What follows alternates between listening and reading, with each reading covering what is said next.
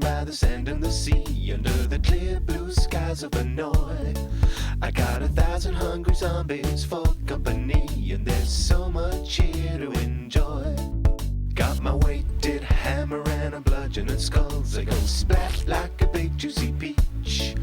Dead bodies everywhere, such a treat for the gulls on the red brown sand of the beach.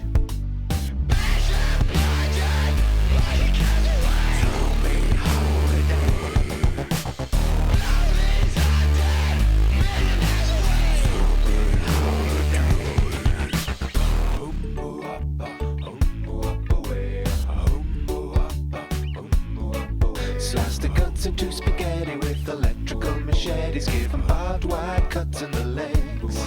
Smash the bones like glass, make them choke on toxic gas. Crack the heads right open like eggs. And you might call us sadistic, but I think we're altruistic. Put them out of the misery.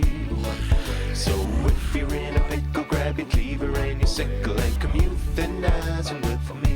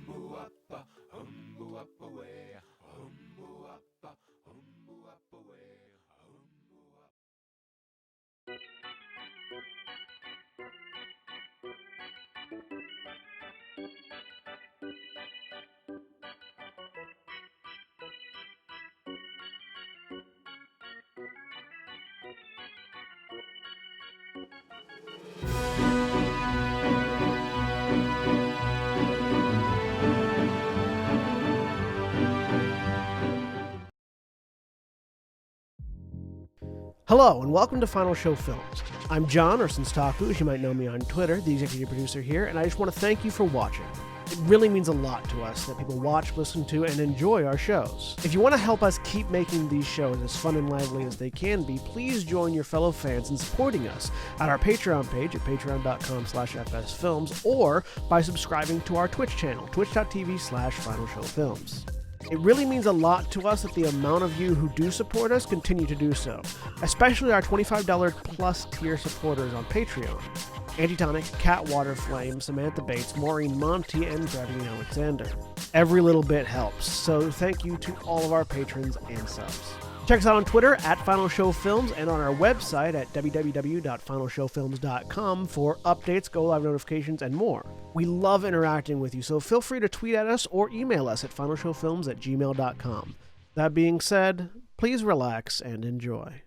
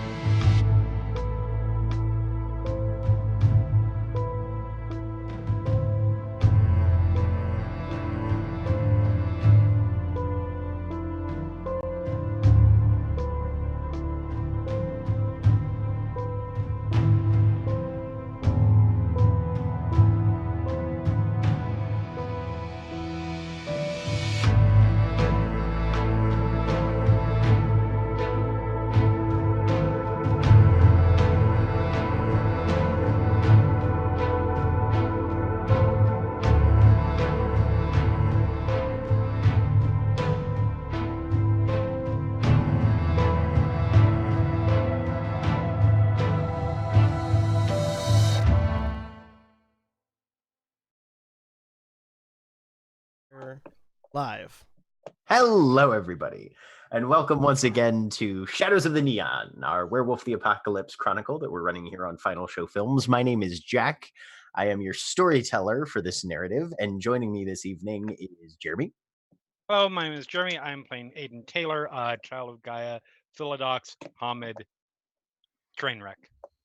And Mara. Hi, I'm Mara. I'm playing Alexandra Core, Metis Black Fury, Philodox. And William. Hi, I'm William, and I'm playing Ingvar Ulfsdotter, the Homid Geta Fenris Arum. And Aaron. Hi, I'm Aaron. I'm playing Anastasia Boros, who is a Metis Galliard Silverfang. And though he is muted, Craig. Hey, I got my finger on the trigger this time. I am Craig. I'm playing Sal Moraro, a Glasswalker Ragabash, who never did nothing. And Holly. Hi, I'm Holly. I'm playing Dakota. She is a Lupus Uctana Galliard. And John.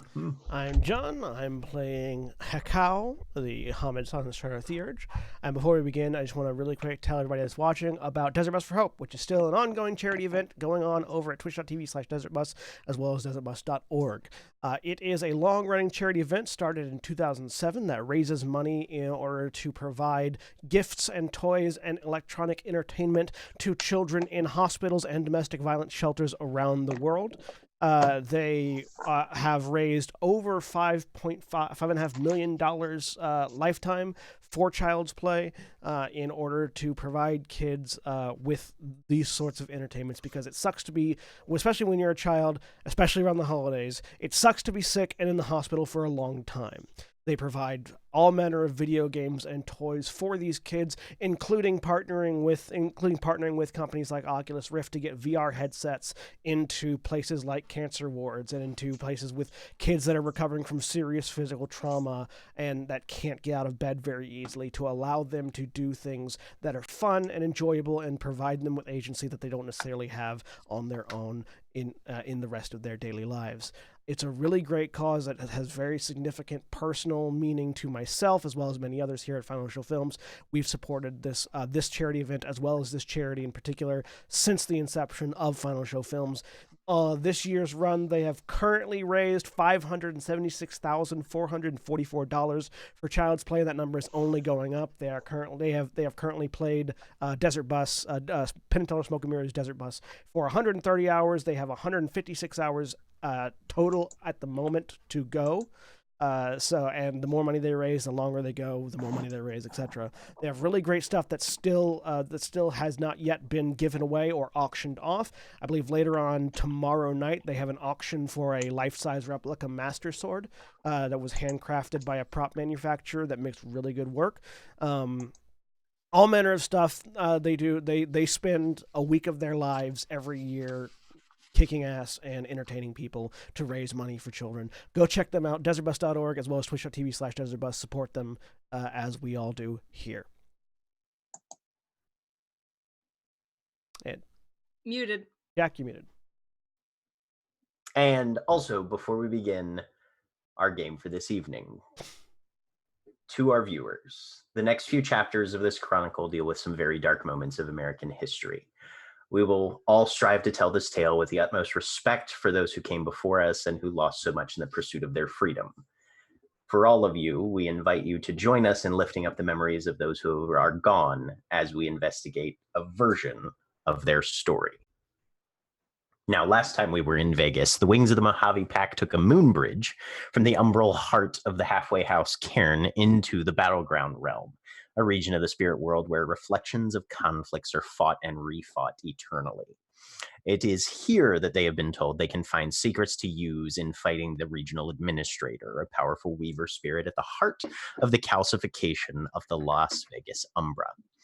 After arriving, they followed signs to the historic Battle of Bear Paw, where they discovered a seemingly anachronistic version of the engagement, where the men in black are the aggressors against the Nez Perce fleeing toward the Canadian border.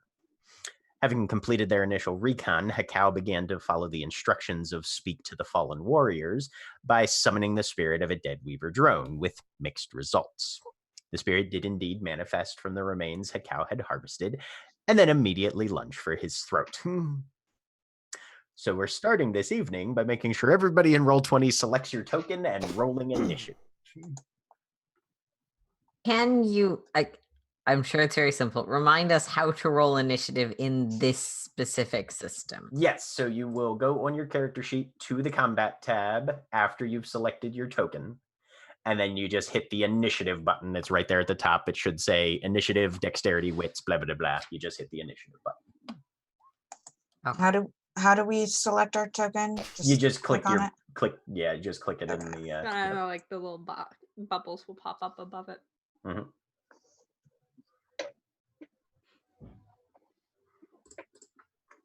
And I will roll for the spirit cavalry.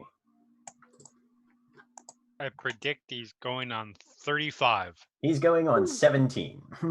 Oh, what happens when initiative is tied? Then you go based on tiebreaker goes on dexterity and wits score. Okay, so my dexterity and wits together, because I also rolled a 17, are 6. Okay, his together are 12. Okay. So he. I mean, I'm not surprised. I just felt like it was good. Yeah, spirits get they get attributes out the ass. Skills are a different story, but Right. Skills, not so much. All right. So it's going to start with the spirit and then go Anya, Dakota, Alex, Hekau, Aiden, Ingvar, and Sal bringing up the rear. I believe going by that token, Ingvar would be going before Aiden. Let's see. What is... Because Ingvar's just baseline dex is 4, she's at 6. Aiden is also at 6. Oh, we're tied again. So you're tied again. So you guys just pick. Okay. Wait, I don't care which. is it baseline or is it the form that we're in currently? Oh. That would be... Are we not both in beast form right now? Yeah. No. I thought we were. I thought we were all in. Make sure you're in. Are your we proper in beast form? Yeah, everyone. I was gonna say everyone but everybody, me and Sal are in lupus form, at least the last time I recall. That's my recollection as well. Oh, well then I got a 12 and I can re-roll it. Shouldn't need to. It's just, the D10 would be the same. It's just your attribute would be different. Yep. Your choice. Do I re-roll or just add? Just add it. Okay. So that would be a plus 2, so I got a 12. Make it a 12. All right. Excellent. Boop. Okay. So that edits up the initiative slightly, but there's no ties anymore except for Anya and the cavalry. The cavalryman. Yeah. So this guy is going to make a lunging grab toward Hekau. Yep. So let's see what he's got.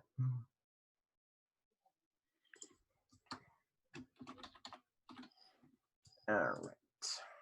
I have just the thing for this. I just have to get it out of my bag and hope I don't die. Sure.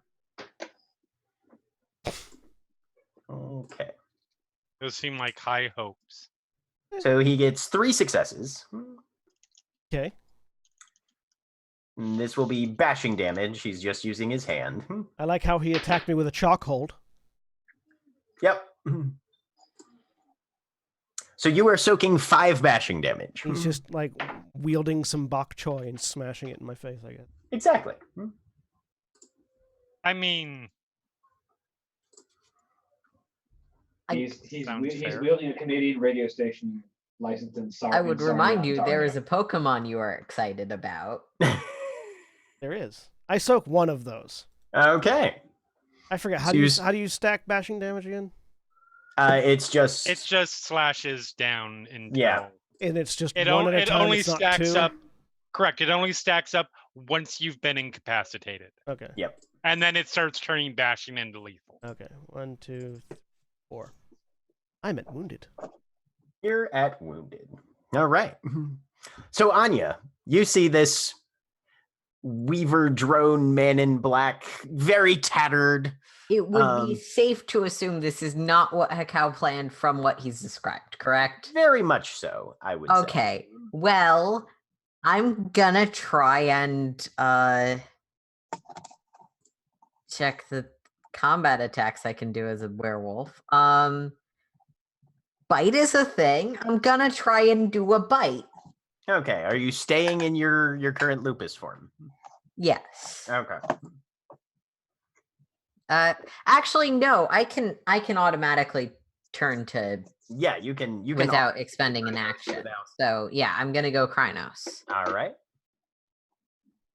Then bite. And then bite. That seems reasonable. Yes, indeed. 2 successes. All right. So when you go to roll your damage for your bite, you'll add an additional success to the dice pool when it asks for extra successes. But yes, you lash out with your jaws and you definitely clamp down on something that feels like tissue. Extra successes. 1, submit. 2 successes. 2 aggravated. All right. I hope it's not exploding the 10s. It doesn't look like it is. It shouldn't be. Yeah, no, it doesn't look like it is. Yeah. All right. So you get a chomp in. Are you spending rage for other actions at all? A cow looks pretty bad, right? I'm wounded. Is it possible to spend a rage to do the grapple action? I would say most likely at this point, if you wanted to attempt to initiate a grapple, that wouldn't be. Yeah, I feel like that's a smart move because I can't imagine our mage is that sturdy. Yes, he's made a number of comments about the less than sturdy nature of his physical. If I grapple him and other people start attacking, hopefully that will be a distraction or reprioritize. Yeah, for sure. So all right, that's a single rage, or so you'll spend 1 rage for an extra action. Okay, cool. I found something to spend rage on ever. Yay. And then you will need to make a strength and brawl difficulty 6. The character sheet says Dex and Brawl in the automatic one. Is that incorrect? That would be incorrect, yes. Okay. So I have to do it based on what I'm seeing in the W20 book, yeah. Okay, I'm just looking at the brawling and clawing section of the character. Okay, gotcha. Yep. Yep, another change between revised and 20. The problem is that the weapon attacks don't let you create a strength and brawl. I'm just gonna have to do this on the abilities and no problem, that's fine. Attributes page, because don't think you can't make a modified attack with brawl. Yeah.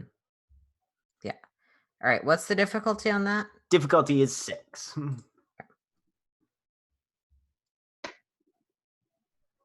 4 successes. So yeah, you definitely grab a hold of this guy. Cool. And if you want to attempt to inflict damage on him beginning next turn, you can simply just, since you've already got hold of him, assuming he does not escape, you can just roll strength and do your best to just clamp down on him and crush him. Just out of curiosity, does it provide any benefits or harms to allies trying to attack him or no? So as far as that goes, I usually say that at this point, since he is somewhat restrained, difficulty to hit him with a melee attack is reduced by 1. Okay. Well, that's the thing I'm doing. I'm being helpful. Sounds good. Dakota. Dakota's going to growl and bare her teeth and rip his leg off. Okay. Are you staying in lupus form as well? Yes. All right. Go ahead and roll me a bite attack then. You're moving around my character sheet, Jack. Oh, whoops. Sorry. I thought I was on a different one. That's fine. I just didn't want to take damage from Dakota. 5 successes. Yes, Nice. indeed. All right. So you will go ahead and roll damage with. But also roll dexterity. Attacks on yeah, Dex and Dex and Brawl is to hit, and then strength. Oh, to grapple. Never mind. Yeah, never mind. Ignore me. Yeah, it's all good. What am I rolling right now? All right. So then you'll go to your damage button on that one. Where's the damage button? It's at the far It's side of the line. aggravated. where it says Damage aggravated. type. It says aggravated. device. Oh, okay. Sorry. Yes, found it. And then when it asks for extra successes, you've got 4 extra successes because apparently you bit him where it hurts. Nice. 3. All right. Another solid spray of some sort of gunk and ichor comes out of this thing's leg. All right. And is that all you're doing this turn, Dakota? Yeah. Okay. Alex. Yes, I shift to Krynos, Okay. and I'm lunging forward with my knife because I've got one now. I hope it Okay. survives. Let's try that. I hope it Let's- survives to my turn at least. Yeah. Gah. Everybody's. Oh. It's not a botch, but God. Oh, no. Not a botch, First but it is a miss. All right, I spend a rage. You gonna hit him again? Yes. Okay. Damn it. Using the reduction of difficulty I gave you. Oh, I was not. But it would be the same because I got 2 1s. Yeah. Yeah. Mm-hmm. Yeah. All yeah. right. So it, So, the But the first second didn't one, hit. the second one though, absolutely does. would be. Yep. Okay, so I guess I'll just change it right now. 3 and damage. Do I get extra successes from Yes. So you got 4 successes. You only need the first one to hit, so you got 3 extra successes. that? Okay. 3. 5. Boom. All right. Now he can attempt to soak that lethal damage. So we will see how he does on that.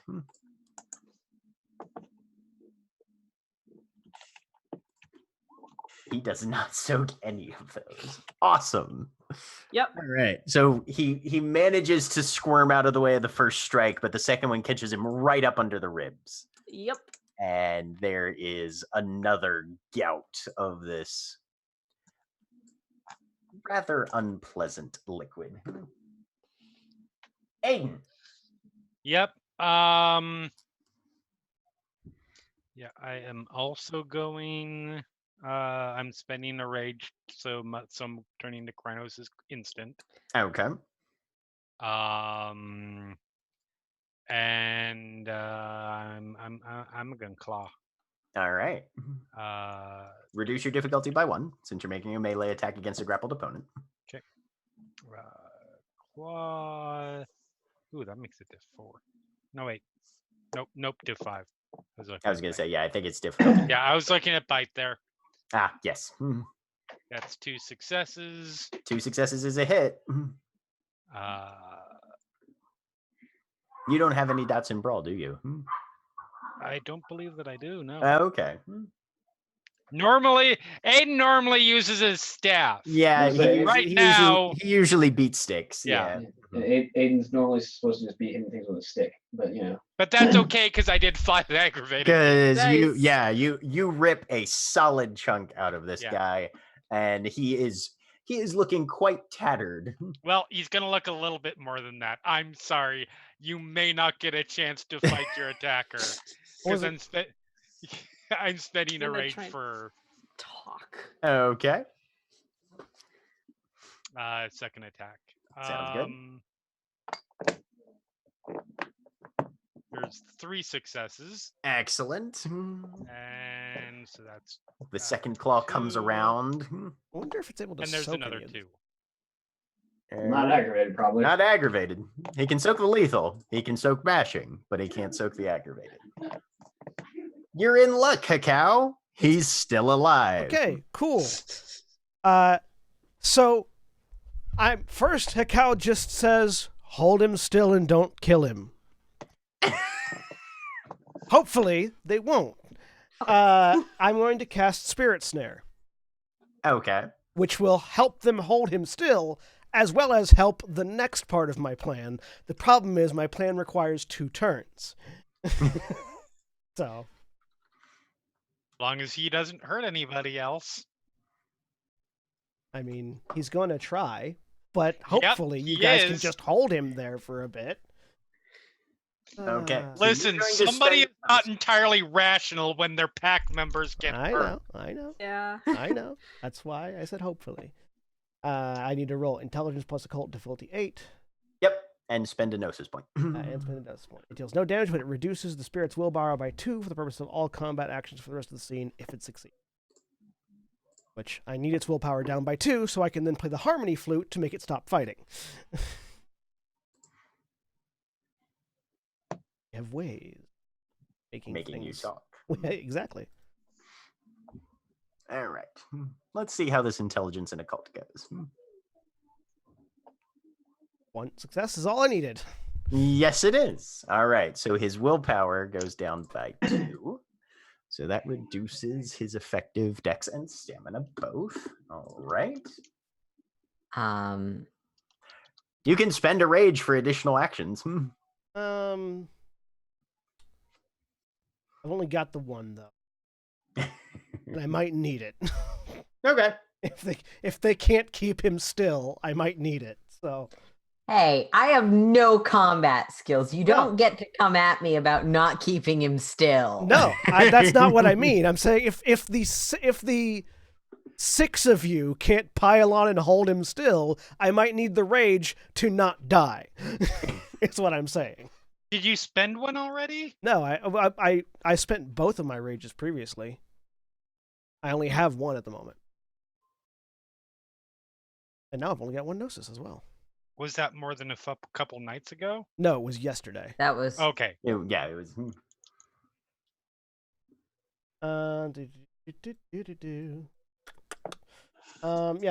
So I'm just gonna. So Hekau very quickly reaches into his bag, pulls out some powder and stones, and tosses them with not unnatural accuracy, so that the stones and powder form a ritual circle around the feet of the spirit, which then begins to glow, and it noticeably gets weaker. Indeed, Ingvar.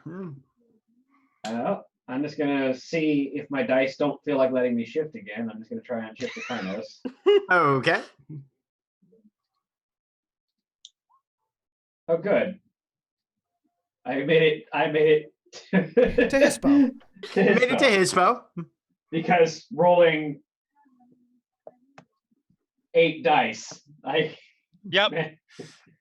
Ingvar and Sal, man, the shifting doesn't come naturally. For some reason. I mean, it doesn't change her next action, which is basically just to step up and put a paw on his throat. Okay. Dog pile. Make your presence known. Yeah. To clarify, right. Jack. Yes. In terms of, I don't know if this, I would like to know if this changed in 20th edition. When you shift form, if you roll for it, that's an action. If you spend rage, it's instant. Yes, that is true. I'm not saying not that it's relevant in this case because that's clearly an interact action. Yeah. I wanted to know for my future reference. Yeah. No. If you spend a rage, it's just boom. Yeah. And it's not considered part of the action economy. If you're rolling for it, that means you're focusing. Yeah. Similarly sorry, because now I'm confused and need clarification. Similarly, if it's taking on your default form. Yeah, default form you can always just go to. Yeah. Mm-hmm. All right. Sal, you're up, sir. All right. I have to share something delightful. I was trying to look up something in the rule book, and I accidentally, instead of putting it in my computer's search, I put it into my browser search for W20. And as a result, I learned that there is a camera called an Optio W20, and I'm not kidding, made by a company called Pentax. Oh my god! A line of consumer digital cameras manufactured by Pentax Corporation. Holy In all shit. fairness, it's Pentax, not Pentax. That's what I'm saying. But that's still just absolutely delighted me. Anyway, that is amazing. That is brilliant. Don't buy Pentax cameras; they're of the worm and will corrupt you. Exactly. I want to buy it. Unless they unholy want to evil worm sponsor hybrid. this broadcast. In which case, get ready for our new Black Spiral Dancer game. Nope. Nope. If Pentax sponsors us, we're all playing Nefandi. No, absolutely not. Oh, I'm so glad you're here for these reactions, Jeremy. Oh boy. Yeah. Sal to Hakao says, if we can't kill it, can we just kind of take it apart a little? But while he's doing that, instead of taking an aggressive action, he's pulling out his 2 MAC-10s and is pointing them at the spirit, but will hold them ready, but will not fire. Okay. The spirit is going to attempt to escape this grapple because it does not like being held. Is that a contested thing or? So it would be a resisted strength and brawl. So you need to roll strength and brawl, difficulty 6. He's gonna roll strength and brawl, difficulty 6, and we'll as see we learn how no, I don't have these things. Right. 1 success. Okay. So he can also reverse the grapple if he gets 2 more successes than you do. So we'll see how that goes.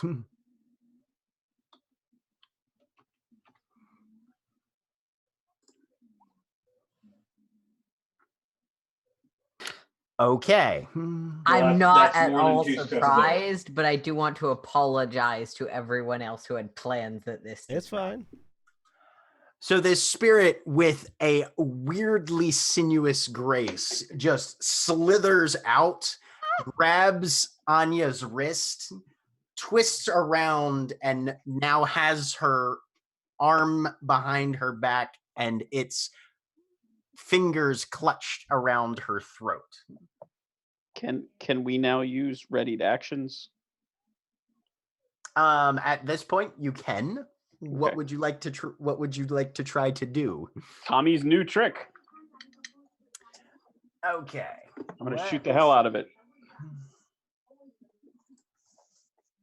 If there are any restrictions.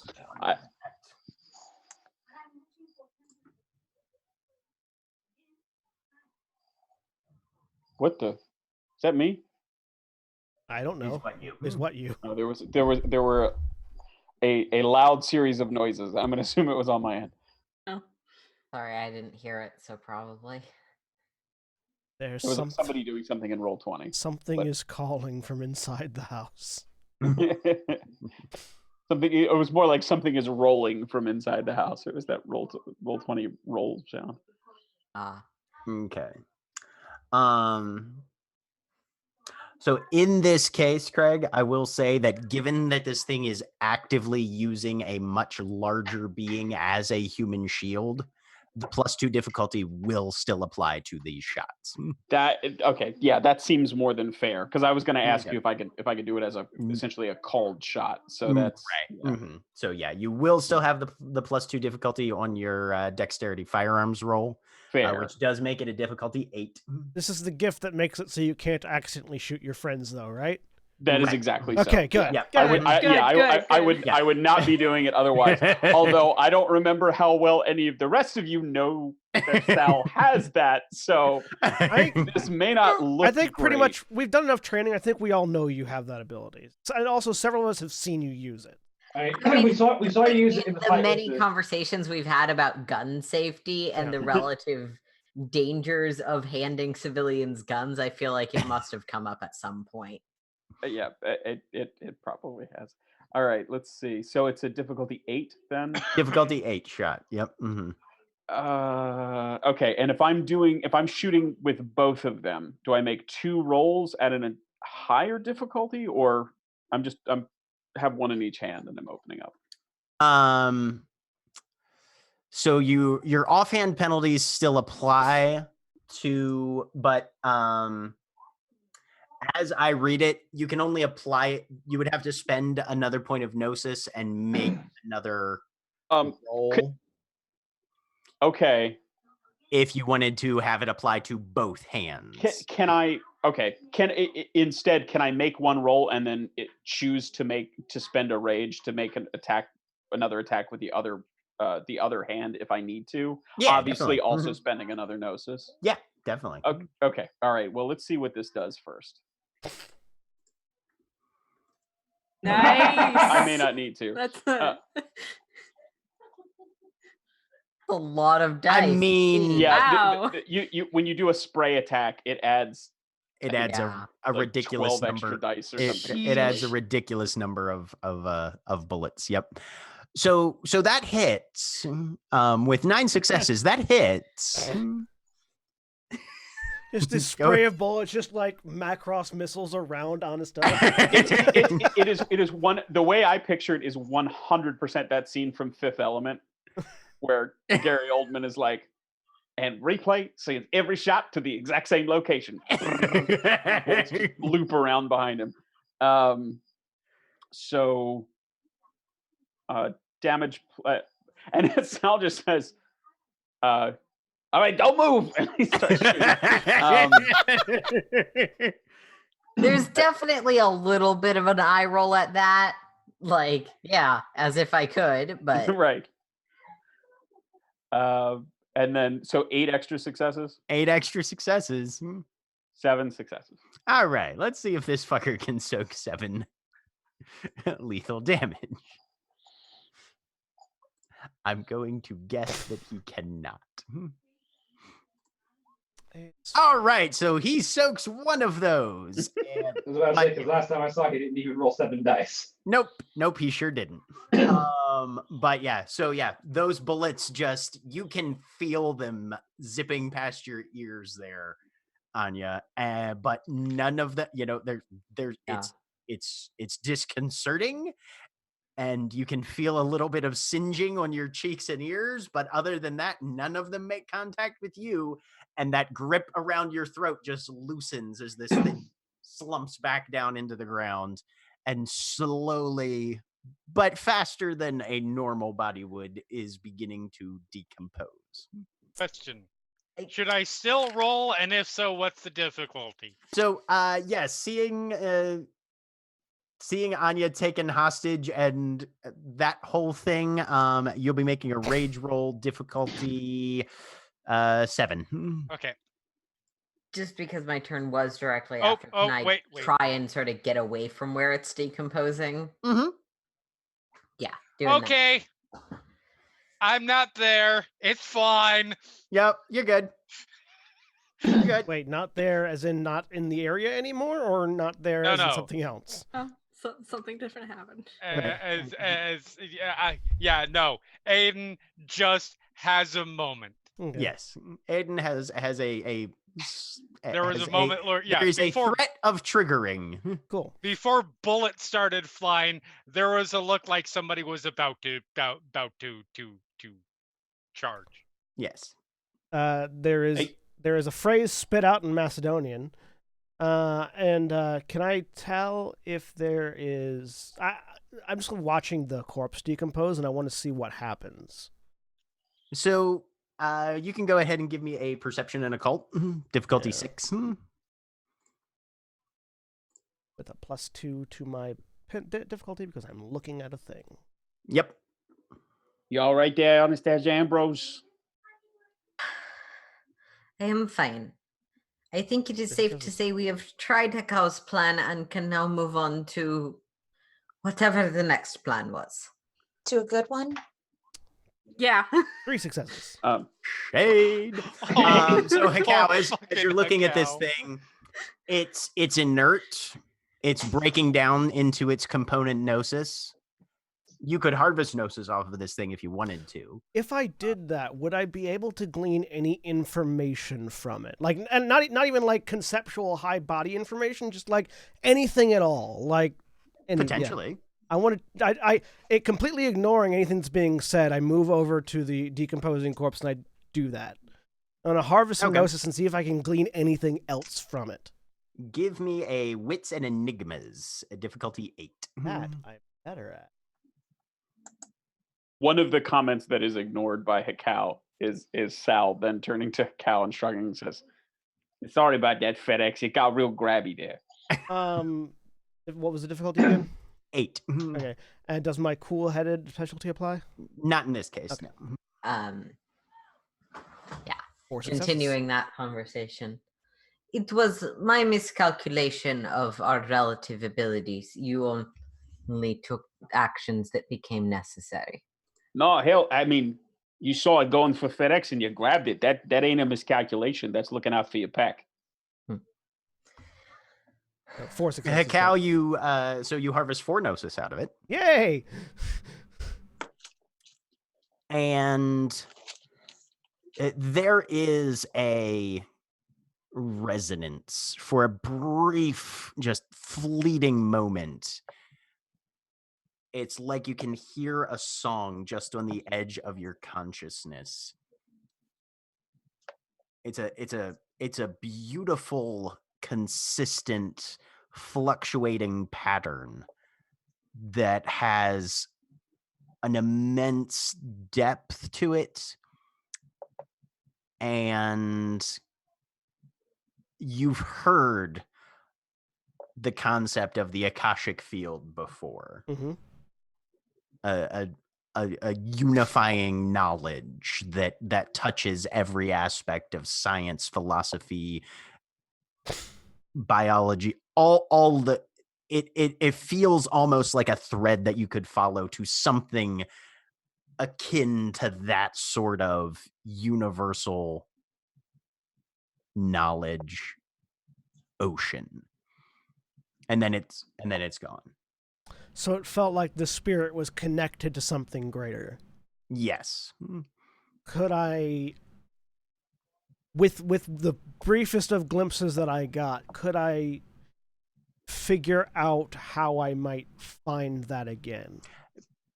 You feel like with the amount of time that you had with it, you would have to somehow manage to suffuse yourself in this same sort of experience or essence over a long period of time to a degree that you're not entirely comfortable with. Yeah. But there is this connection that these spirits have, presumably multiple of these spirits have. Yes. Okay. You would assume that this might be something that could be found in other spirits of the same or similar broods. Okay. And at the same time, can I tell what kind of spirit this was? I understand that I understood previously that it was a spirit posing as another spirit. In Right. that interaction, could I identify what kind of spirit it was? You can only identify the role it's assuming here. Okay. That of the antagonist and a Weaver drone. Okay. So after a few moments, no, you made the right choice, Sal. When the choice between the safety of the pack and information, the safety of the pack is dominant. However, I still managed to glean something. The spirits in this battle, or at least this spirit in particular, and likely others, are connected to the closest phrase I could think of would be a cosmic intelligence, a greater pool of knowledge than they themselves necessarily possess. Meaning that very likely, yes, you are correct. The spirits playing the roles of the entrenched forces very likely have connection to the same pool of knowledge that this one did, meaning that any of the spirits here could theoretically provide us the information that we need, which is more information than we had previously, which is good. That's good news. Any chance that they're dialed back into the regional administrator? Did you not get a hit of that while you were sucking on that sweet cotton? No, these are not true Weaver spirits. They are a separate kind of spirit that is assuming the form of a Weaver spirit. I'm sorry. I'm gonna need clarification here. What exactly did you say, Sal? It was a vape joke. He said sucking on that sweet cotton. Okay. Ton got cut off. Oh. Fair. I did not hear that on my end. I heard cotton as well, so that's why I didn't react. See, I'm familiar with the phrase and just auto-filled it in, assuming that it was that kind of error. That was one of those things where I was, I'm working, so I'm listening, and it's in my ears. I'm definitely paying attention. But I'm like, do what? So from down there. No, this spirit was not connected to the regional administrator. However, it is connected, and likely all the other spirits in this battlefield are, to a overarching intelligence of the spirit realm. Would you did you get connected to all of Battlegrounds, maybe? Did you get a sense of cosmic alignment? Jack? Weaver Wormwild. Nope.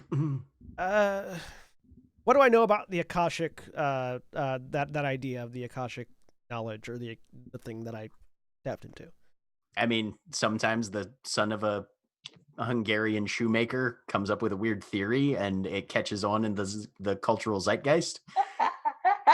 What does Hekau the character know about this concept?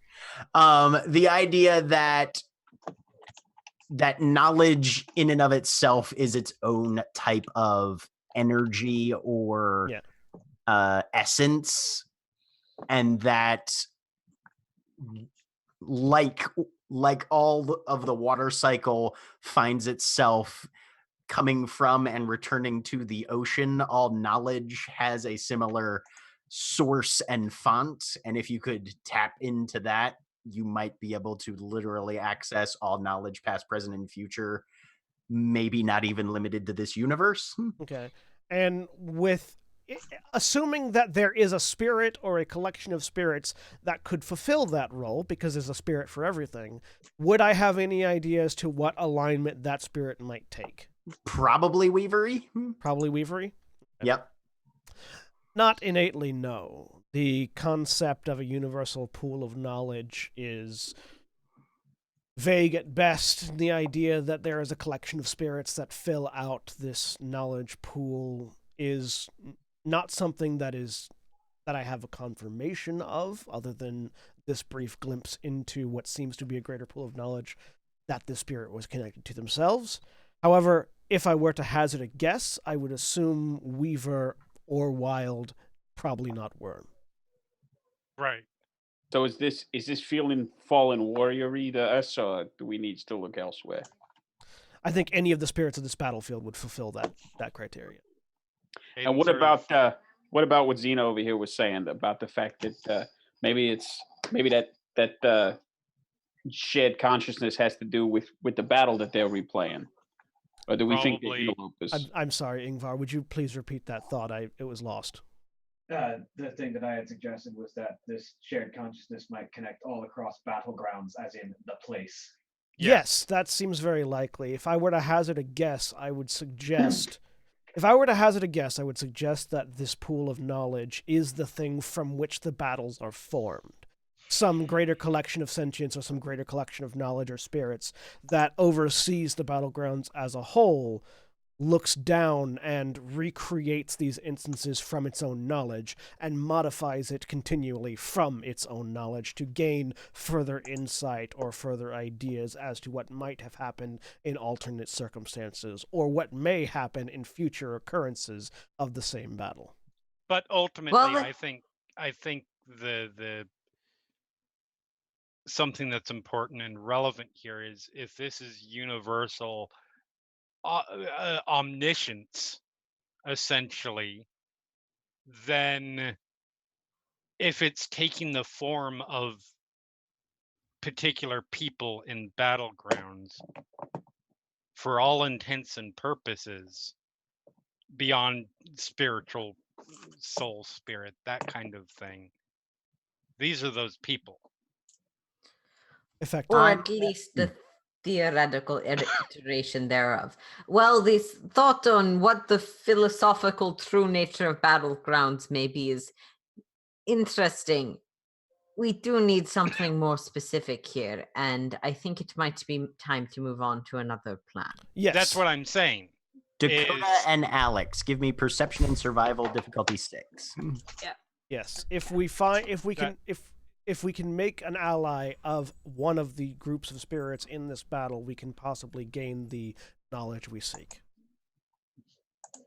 Fuck. I'm gonna try shifting back to Lupus or Nice. Beast. Sorry. Okay. Dakota, you notice it first. Alex, a couple moments after. There's a vibration in the ground. It's like a beat of 3. But a bump, but a bump, but a bump, but a bump. Does it continue or does it stop? It continues and it's getting closer, and then you can hear the horses. That sounds like horse hooves. Something's coming.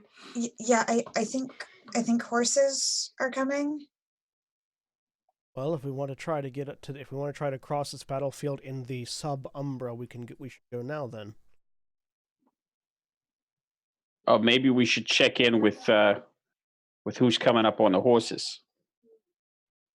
It seems to be coming from the direction of one of the artillery emplacements.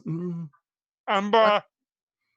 Umbra. When Aiden says Umbra, I will try to take us all sideways. Okay. Downways. Diagonal Because I was trying ways. I like diagonal. Whatever ways it is that we're stepping. Diagonally.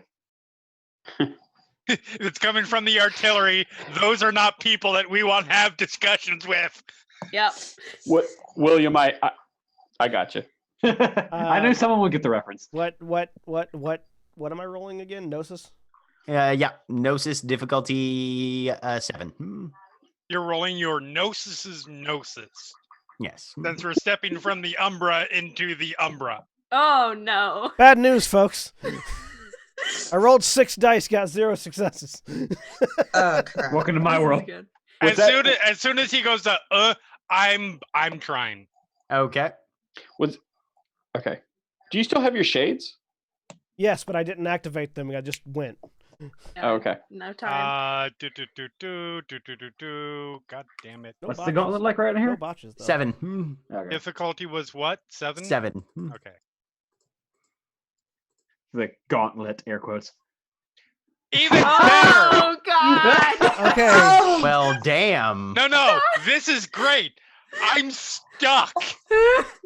So here's a side version of that question. If you're stuck, are we all stuck because you were trying to drag all of us with you? Jack, question. Yeah. I'm good at. Let me check on that just to be on the safe side. Sal While is you're- casually reloading. While you're checking that, I would also like to know if, just because he botched his, if I succeed mine, could I still drag him along? So here's the thing. That's the only way that You failed, so you have to wait an hour before you try again. Yeah. Okay. Yes. Aiden botched, so he You get stuck. has pushed himself through attempted to push himself through this sub gauntlet and gets caught in the weaver's web. I am frozen in semi-translucent plates God. Yep. with a look on his face that's just like, fucking of course. I'm going to reach out and see if I can physically touch Aiden. Or if it passes through. It passes through. Okay, the rest of us need to get down now. Can I use pact speech right now? I Yeah. don't know the Mhm. answer to that. Yes, you can. Go somewhere else. They can't get to me right now. That's the advantage. Fucking hide somewhere. Dakota's gonna because shift. I behind. was sorry. Okay. Dakota, you can go ahead and roll your stamina primal urge. I'm just gonna shift to Hamid just because I breed for him. Okay. All right. Yeah. I guess I was trying before we knew that there was horses coming to shift back to Lupus, but All right. Yeah, Dakota, I think that gets you to Hamid because you were in No, you were in Lupus. I was in Lupus. So you're in Glabro now. One Okay. step away. Yep.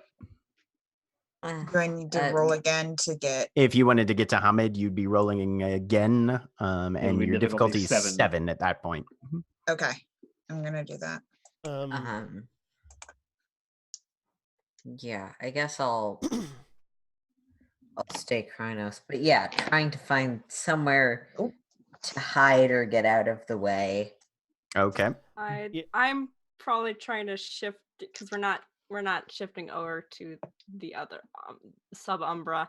So I'm gonna try and shift. I mean, you guys can still try and shift to the sub Umbra, anybody who wants to, except for Hekau and. At this moment, from my perspective, the two people who are really good at this failed. We didn't know it was possible in the first place. Maybe this is just this realm not working that way. Because I don't think my character would know, like, oh, this is just the odds coming up. Okay. Yeah, and Alex isn't gonna go wandering off the Umbra by herself because that's gone badly for her before. So I try and shift into Hamid and hide because that's smaller. Wait, what? Oh, because I'm injured. Fuck. You are still injured. Yep. Mm-hmm. Yep, that does it. I tried to shift. Remember that I'm injured. To get to Lupus. And I'm going to. Go ahead. I'm basically going to try to find. I'm going to try to find a place where I can lay down that is below the hill, and where I can very quietly begin to administer first aid on myself. Okay. I'm in Hamid and I'm hiding. All right. I'm hiding in Glabro. Okay. Anybody who's hiding can give me a dexterity and stealth difficulty 6. That's the thing that I have no skill in. Sal's reaching out and trying to touch Aiden. Your hand just passes like through. Sort of a. All right. And if you don't have any dots in stealth, then your difficulty goes up by 1. Yeah. Does preternatural grace apply to stealth? No. Okay. Oh, I thought I had a dot in stealth. Okay, I need to re-roll.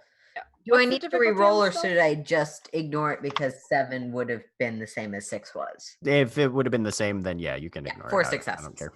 What's the difficulty on the hiding? 2 successes. Difficulty is 6 unless you don't have any dots in stealth, in which case it's 7. I mean, I do have dots, so I'm good.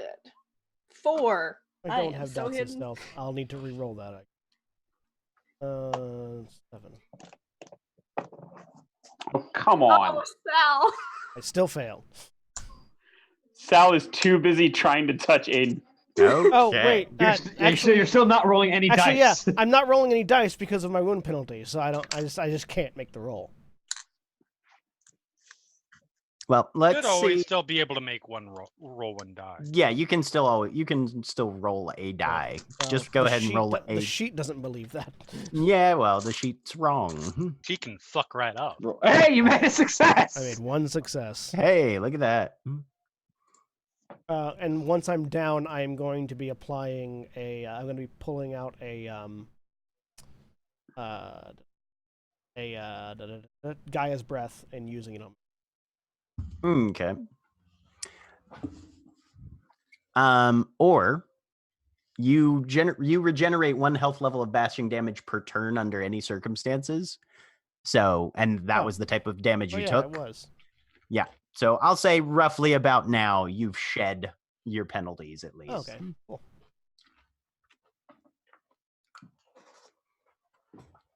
And if you want to regenerate any lethal damage, you can just shift forms. Yeah, I tried. I failed. Right, yeah.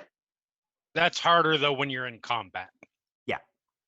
When you're in combat, you gotta roll stamina. I'm hiding with 1 success worth of hiding. And I'm back down to bruised, I guess. Meanwhile, if Jack, tell me if I'm wrong here, but if I can RP my botch, Sal is sort of running his hands through Aiden, and then he turns around and goes, "Holy shit, This this is is real uncomfortable." Hey, everybody, check this out!" And Sal turns around and steps backward into Aiden, so Aiden's face is in front of his. Sal goes, "Oh, I'm real grumpy. Where's my booze? I'm And he gonna sticks his face back through. He's like, huh? Is Huh? through the pact Hey, speech. Where'd you I'm guys going go? to murder you if the soldiers who are on their way, who are spirits, don't keep me to it, you fucking idiot. Hey, where'd everybody go? All right. So roughly at this point, the horses crest over the small rise that's blocking your guys' view from the artillery encampment. Interestingly enough, none of them appear to be ridden by men in black drones. The attire is mismatched, and in some ways it's reminiscent of stereotypical Northwest tribal attire. Some of it's active canvas and flannel, and more traditionally industrial cloth and textile. But 201, you are confronted by a band of no fewer than 20 Nez Perce warriors. And there's just an Italian guy standing there. Well, this is fucking awkward. Good news, you're stuck between dimensions, so Oh, it's not awkward for me. It's awkward for our Ragabash. God damn it. Do we? They're carrying. I don't know the meaning of the word. Oh, everybody's camera They're stopped for some reason. Yeah, Holly dropped. Oh. They're Sorry. carrying firearms, some pistols, but mostly rifles. All of them have a number of other melee weapons. No fewer than 6 of them are carrying a more traditional lance or pole arm that can be utilized from horseback.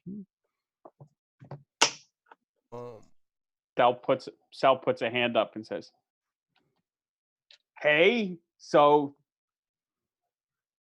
this is happening." Over the mental link, Dakota, go save him, please. Which is what she was No, no. about to do. I How's want to it see going? this play out. I don't know if you can understand. What form I'm Dakota? Sal. This is ongoing while you are. What form was Dakota in last time I saw her? Well, she shifted to Glabro and can't get out of it right now. So Do remember that you are And you can always spend a rage. not necessarily. I'm gonna do that. I'm gonna spend a rage. Just shift Okay. to Hamid. All right.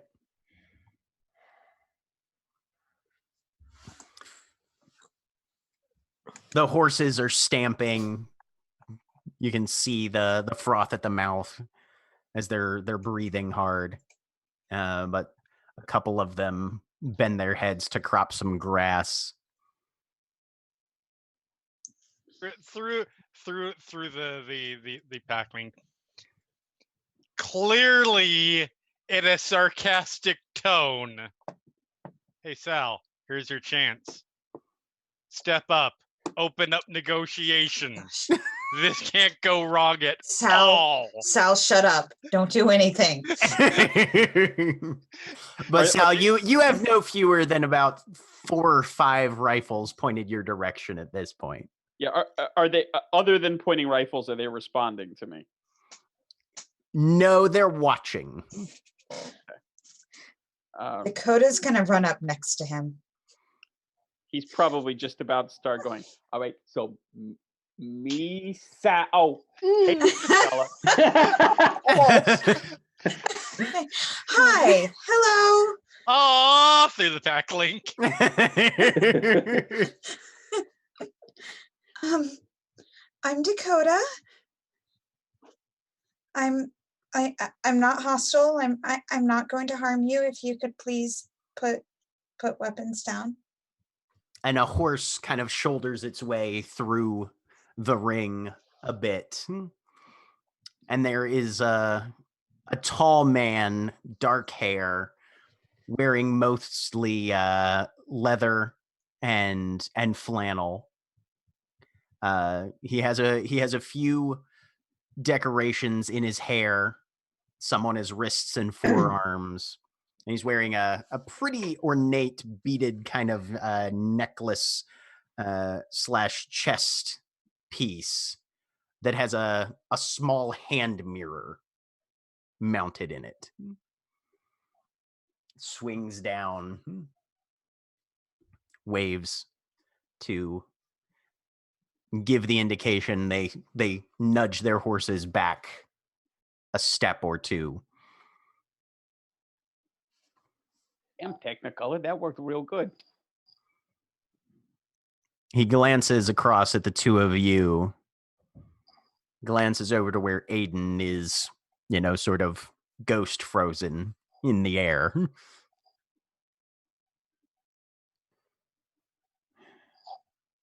What is your tribe? That's all you hear through the lake. Because it's probably really relevant to this conversation. I was gonna see if I could get the rest of the way to Lupus, where I'm hidden. Go ahead. Yeah, Okay. you can continue making your shifting rolls as needed. Did you want me to try and get the pronunciation guide for the actual name of your Native American tribe, Holly? That would be wonderful. I'm trying to remember it right now. It's just really long. I would remind our viewers that many of us are playing characters that speak more languages than we do. Indeed. It's true.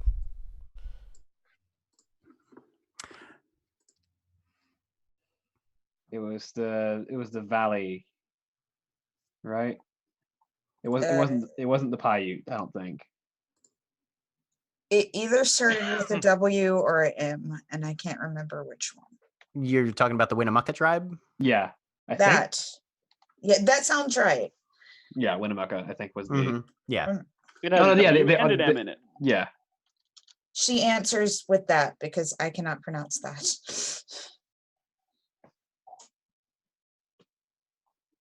I see. Well. And I'm Italian.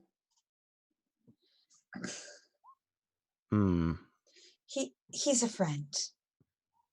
He will not hurt you. There's a little bit of a quirked smile. Yeah, at that. say. Well. And pay no mind to what he says. He isn't the brightest. It is unlucky for a pack to have a stupid ragabash. At that statement, Nailed it. At that Yeah, statement, I mean, stand This up. was kind of obvious, but And then he steps over and just reaches out for Aiden. Aiden, you've had Sal more or less pawing at you, and right. So it's weird to just suddenly feel a hand grab your shoulder and yank you back through. Ingvar will step up at this point. Yeah. As he's walking towards Aiden, Sal, who barked with laughter at that comment, just grinning at him now and says, "You think that's bad? That's a fucking alpha. Holy shit, he's back." Jack. I am full wolf at this point, so I am coming back just to be around Dakota. Jack, was I able to get up into view quick enough to see that? And if so, am I able to figure out what he did? So you were able to see it, yes. As far as what he did, he reached through the gauntlet and pulled somebody out who was stuck in it. Yeah. I That's mean, an inherent ability. Is that something I know how to do? Yeah, you know anybody can. You just have to pierce the gauntlet. Okay. Right. Yeah. Anybody can do that. Okay. I mean, obviously, you have to be Guru in order to do that. But yeah, There was a time crunch, I believe, when we were initially. Yeah. Absolutely. I just want because As the soon as I'm player out. didn't know that was a thing I could do. yeah. No, if somebody gets stuck in the gauntlet, somebody else who makes a successful stepping sideways roll can extract them from it. Well, that was a big if for us as a group at that moment. I mean, Dude, as soon as I'm out, Kratos is not hard enough to take it. It take our Ragabash's head off. okay. But whack! Make a strength and brawl. Can I attempt to I'm dodge? pulling my punches. I'm pulling my punch on this. Can I attempt to dodge with lightning reflex? Let's see. Yeah, sure. It's not like you probably don't know it's coming. Well, yeah, that's. I actually debated ducking behind Dakota when you came out, but I didn't. Just a second. Is that Dex plus athletics? Well, I missed anyways. It's wits and athletics. If you're making evasive action, it's wits and athletics. Please dodge well so it looks like you dodged and I didn't just miss. Okay. All right. Or well, you then I would. Then I wouldn't dodge get. and move your head into the way of my punch. Yeah, but then I wouldn't get my lightning reflexes anyway. Because it's wits and not dex. Yeah. Okay. What would the difficulty be? Difficulty 6, I believe. Sorry, you keep referring to lightning reflexes as your dexterity specialty, and it keeps confusing me because lightning reflexes is a gift that I have. Oh, geez. Okay. Yeah. I thought we were talking about the gift. Okay, I'm less confused about the text. Yeah, it's a specialty. No. It's just it's my specialization for dex. Sorry. Yeah. Because I should probably rename it because it's a specialization. It can be whatever. Yeah. Okay. Here we go. No. Okay. So dodging is dex and athletics. Difficulty 5. I'm just gonna call it moving good. Okay. And each success subtracts a success from the attacker's roll. Because basically, lightning reflexes. What happens if you botch a dodge against a missed attack? Then you both look stupid. I feel like you get hit. But so botching a dodge against a missed melee attack is what happens when two Reinhardts charge into each other at the same time. Boom. They both look a little stupid, right? Because charging Reinhardt, and then the DPS murders both of them, right? All right. So you're saying Ingvar just walks over and goes claw. Aww. So wait, Ingvar hit Sal too? No, I'm joking. No, that was a response to Jeremy's comment, and then the DPS murders both of them. Oh, fair. Okay. Yeah. So I mean, just still laughing and sort of enjoying the good-natured good-natured element of the attack. Sal just chuckles and sidesteps it. All right. You'll have to forgive him. I have no qualifier on that. I'm not that bright. Well, but don't worry. Our alpha's done half-stepping, so he's here to whole ass this discussion. I'm sure that's nothing. Craig's sure that's camera nothing froze. They haven't seen. Yes, it did. In a really interesting Aiden pose. had nothing to do with that.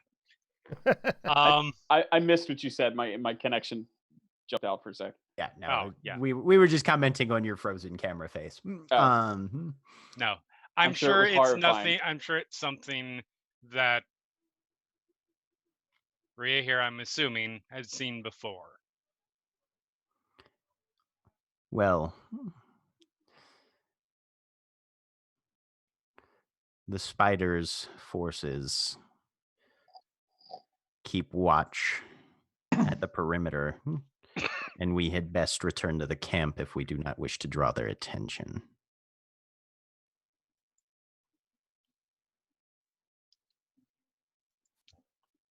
Sorry. Jack, at this point, can I assume I'm fully healed? Yeah. Oh. Sal is waiting to see. All jokes aside, I'm Sal is probably waiting to see what looking wiser people towards do. Dakota at this point. Yep.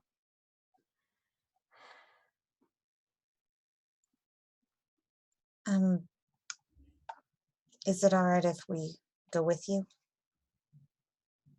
More of the nation? You surprise me that you have arrived as you did with no introduction, but yes. Come with Also, us. you hear before it cuts off probably halfway through one of the words, I told you we should have introduced her. The mind link.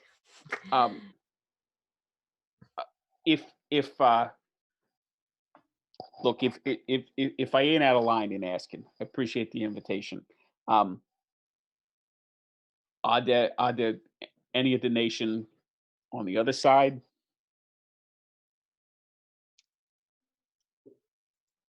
You Wormbringers have made your own choices, but the forces of day after tomorrow do not ride with our people. Thanks. Yeah, just curious. But Sal looks visibly relieved.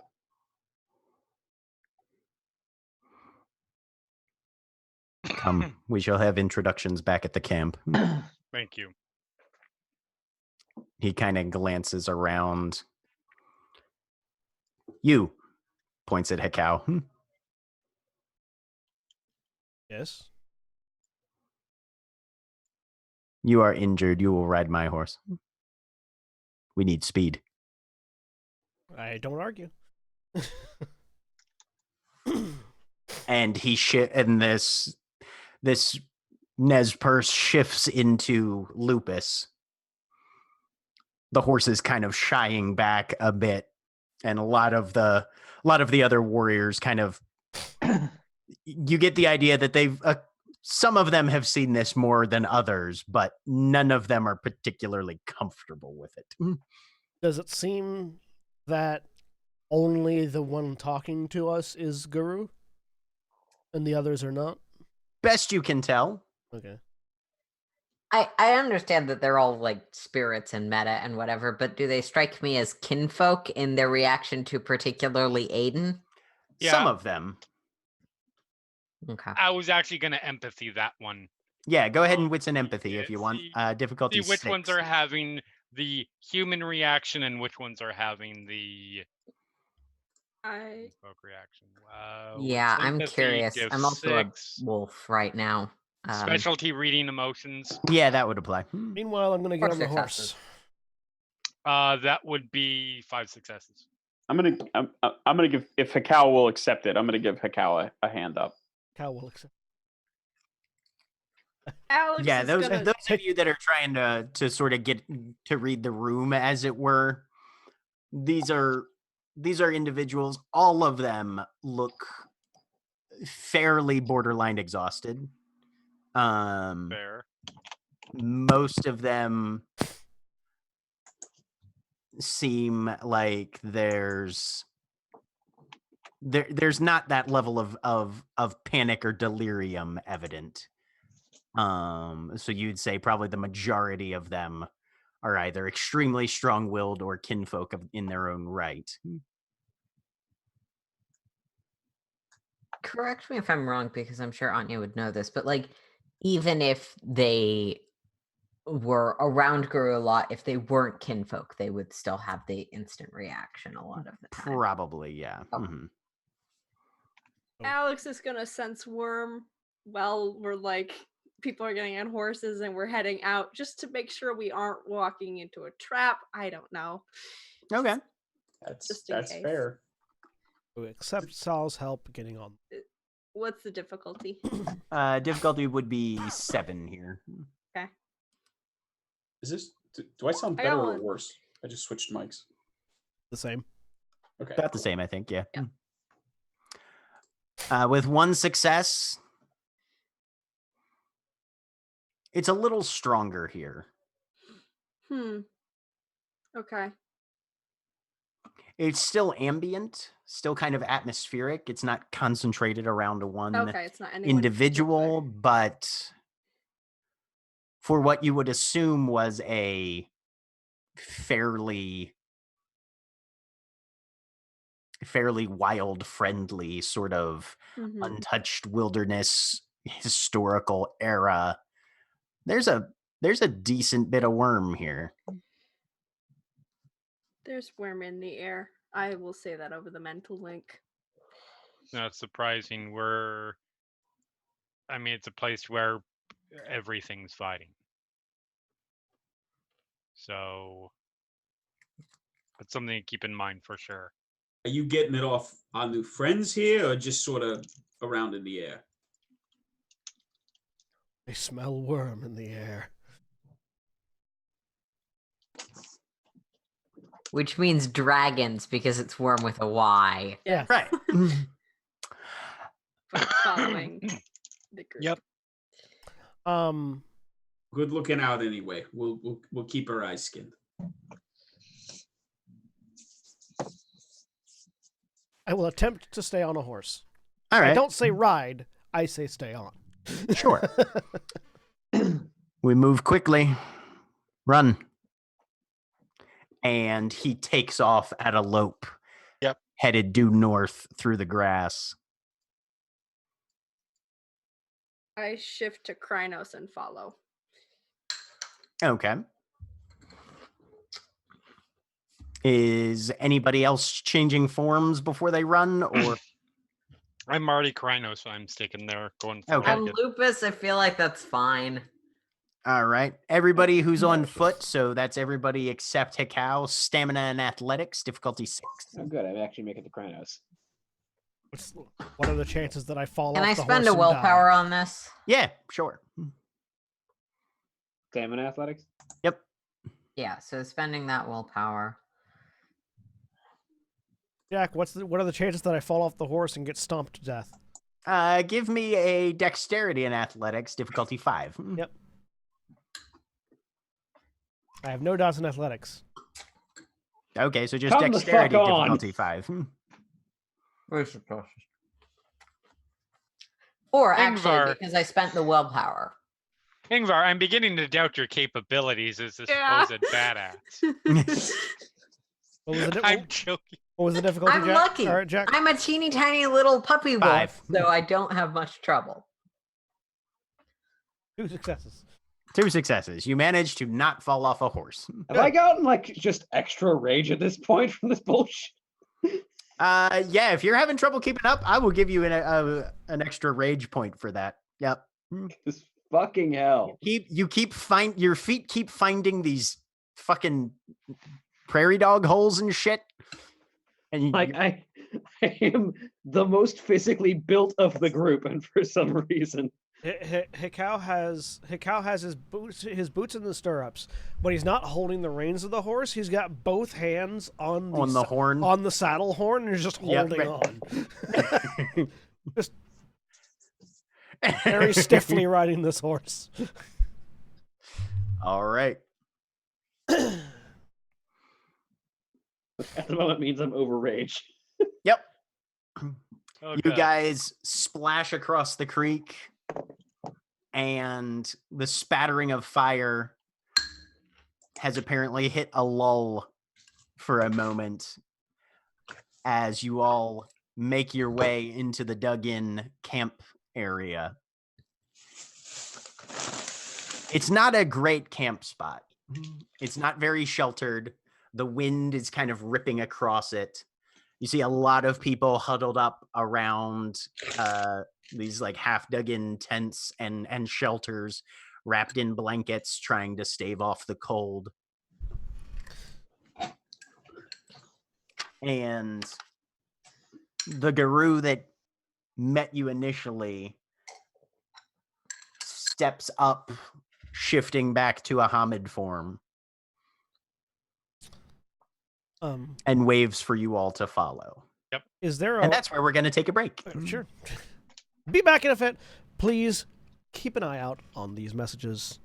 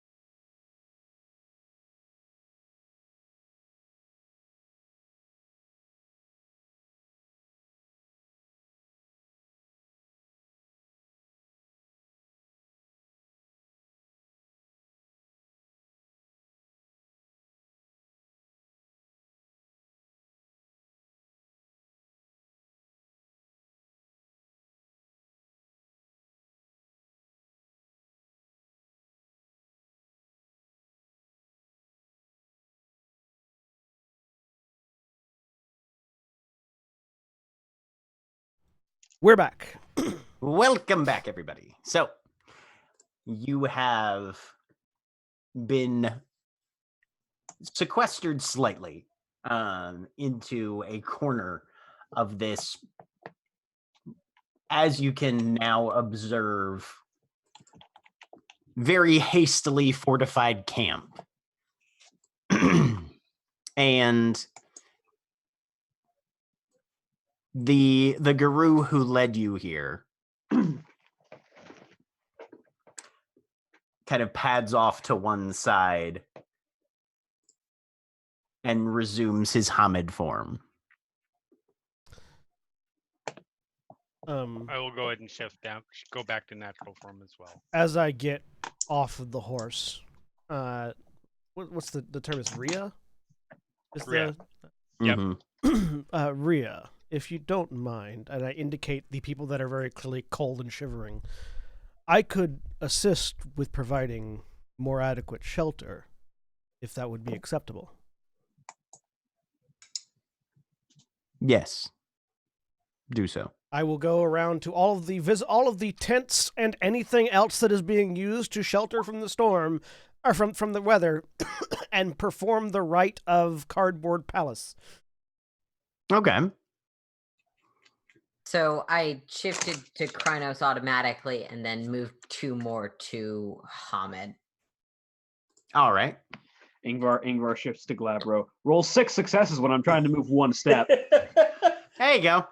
I feel like there was a session last time or maybe 2 times ago where we were just succeeding at everything. I feel like this is the opposite side of that coin. Yeah, no, that was the omens. We joked about it then, and they're kind of. So roll me intelligence and survival difficulty 6 there, Hikau. I'm good at this. That won't mean anything, but I'm good at this. He has not given us his name yet, correct? He has not. Okay.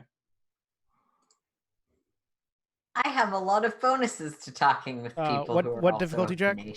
Difficulty is 6. Does my analytical specialization apply? No. 4 successes. Okay. So over the course of a period of time, you're able to get 4 shelters shifted over into something a lot more sturdy and weatherable. And as I do, I will explain as best I can to anyone that if they go inside, they will be warm and cool. They will be warm and dry, away from the and safe from the elements. All right. So, if you don't mind me asking, that is this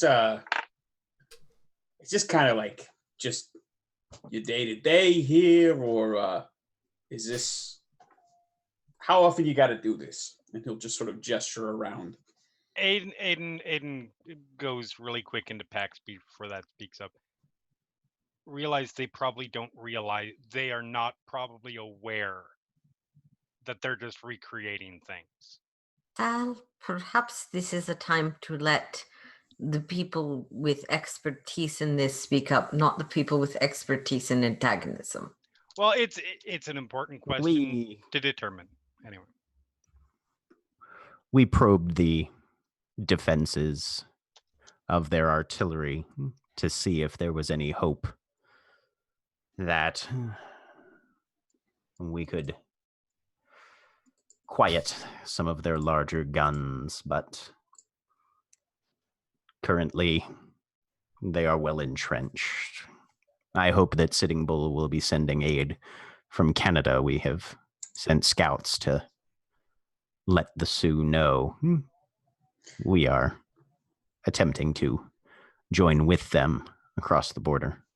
So that sounded like he heard something else from me. No, you asked if this was his day to day, how often he did this, and he was like, "Well, we did 1 assault today." Okay. Being having grown up and taught about this stuff in school, and having seen pictures of certain Nez Pierce in that school, is there a chance I would recognize potentially who this is if he's talking about being in a position to send emissaries and the like? Go ahead and give me an intelligence and academics. Okay. Difficulty 7, I'll say. Diff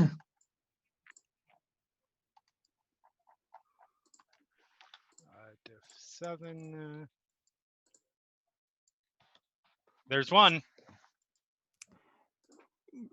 Going back through your memory and what you had been taught about this conflict and some of the notable figures on the Nez Perce side, also based on the neck piece that he wears, you would say this is Looking Glass. Okay. Cool. In response to the pack speech, Sal turns around. He doesn't look away from this person who may be Looking Glass, but when Looking Glass is done speaking, he turns around and looks in the direction of Aiden and Anastasia, and kind of shrugs and then makes the lip zipping motion. This is I'll really quick just through the pack link. This would I'm fairly sure this is Looking Glass. He was responsible for a lot of the strategy and tactics stuff during this campaign. He will be one of the people who is ultimately doesn't survive this. Did you know he was Guru? No, they don't teach that part in school. No, and the leader of the Nez Perce, Looking Glass, was famously known as a werewolf. Yeah. No, not so much. Well, I mean, Sal shrugs Anya again was physically. probably taught that side of things in school for relevant conflicts. Oh yeah, that's the thing is like some of y'all went to a very different kind of school. I had private tutors. I mean, if Ingvar was taught about that section of history, she would have been, because she was taught by her cairn. Yeah. But you know, so I feel there's like a lot of Anya and Ingvar probably have a confused moment on that. They don't teach that in school. Oh, because I don't think Ingvar has much American history in her background, though. No, like my relatively minor conflicts in international are usually regional. Yep. Sal shrugs and then over the mental link says, I don't know. It might surprise you to learn I wasn't there all that often. Anyway, point made. I'm no.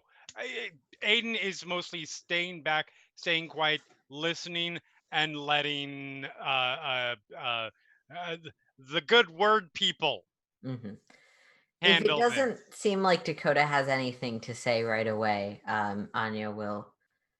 We appreciate the assistance. We were unsure of the exact nature of the situation and did not want to risk, or were concerned about risking a greeting howl that could expose both us and your people to undue danger. I understand. I do have pure breed, so if there comes a time for rolling. All right. It does. Have you come to help us fight off the Americans? Yes, essentially.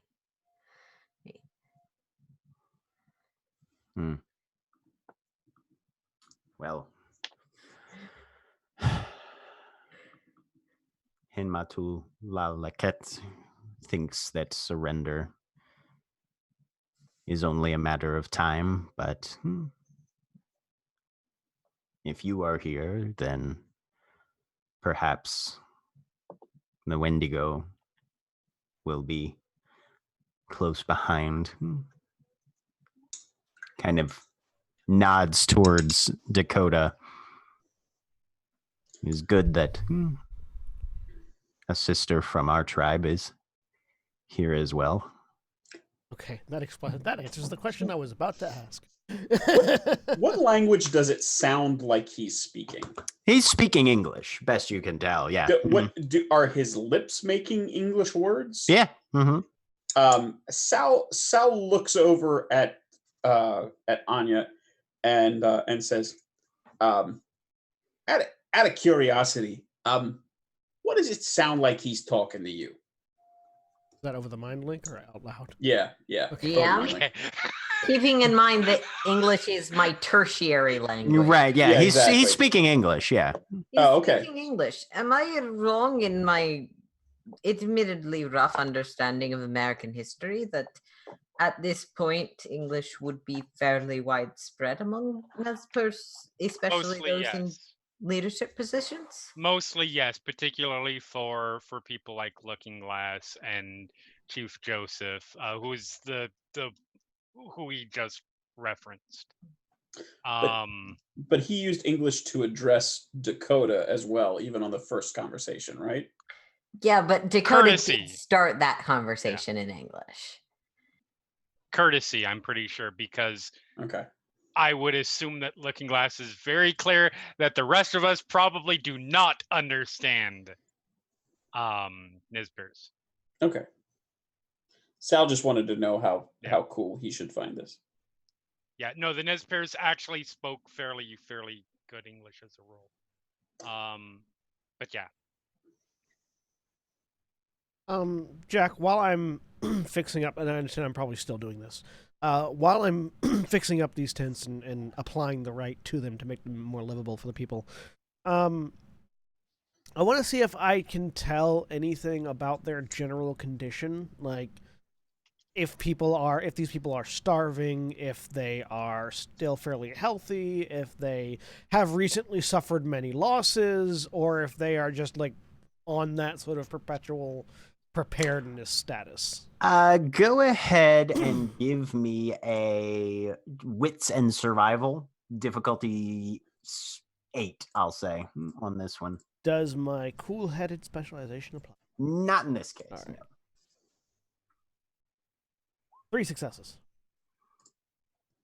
You would say exposure and hunger are the 2 big ones in terms of what threat is facing these people. They seem to have been traveling hard for quite some time. And it seems that they are running low on supplies and definitely low on protective elements to shield them from the weather and the increasing cold. Okay. So over the mind link, while Hakao is performing rites, there'll just come some information of these people are low on supplies. They're cold and they're hungry. I can provide some assistance with the cold, but we might want to consider aiding them in gathering foodstuffs in order to further ingratiate ourselves with their tribe. It's not the worst idea. Let's help these people however we can, as much as possible. Recognizing we need, in case anybody's under any illusion otherwise, I'm pretty damn sure this is going to play out the way that it played out. Which means that most of the able-bodied most of the able-bodied warriors will probably be dying. Joseph will be making a run for Canadian border and will not get there. I have a suspicion. They might already be. They might be at their last stand already. I have a suspicion that the more of these spirits that we witness the deaths of, the more information I may be able to glean from their final moments as they return to that connection of a universal knowledge. So if we can keep ourselves around the fight and in the fight, there will be a greater chance of me at least being able to glean what the information we're looking for. I don't know that they'll be able to provide it to us directly. Well, that's creepy as fuck, but point. Anything Alex we is- can do to help out with that? Gonna speak up, actually, not in mind link, because that's what this all conversation is, and it's super awkward my because God, everyone's quiet. No.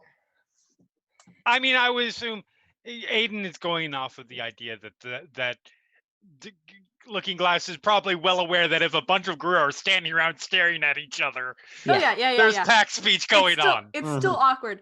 Yeah, but we're trying to be time travelers, okay? Anyway, what is Alex saying? What is what's your plan then? And how might it change now that we are here? There is a ceremony to perform. I know a rite that if we have the time and the will to complete it will give us a great advantage. Perhaps buy us enough time for Sitting Bull's forces to arrive, or potentially even turn the general's forces away. I look at As predicted over the mind link. at Hakao. That might be useful. The cow's not here. Oh, I mean, I'm probably still visible. Yeah. Yeah, but you're out of Never mind. earshot of. Yeah, I'm out of what earshot. Looking Never mind. Glass is Never taken. mind. But yeah. The cow's tuned into the mind link right now, but that's it. No problem. Right. I'm Alex, by the way. Welcome. I am called Looking Glass, after my father. Anya.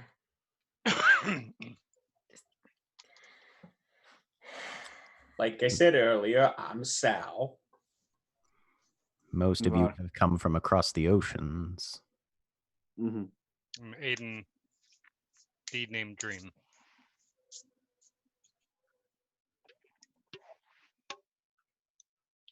We do. Yes. We are here for complicated reasons, but what is most important is that we are here to help.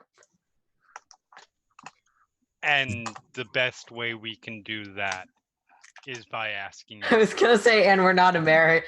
There's clearly a moment where she was gonna say, and we're not Americans, and then we have some Americans here.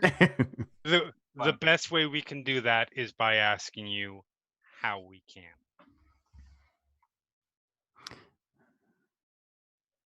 Are you their Theurge, Dream?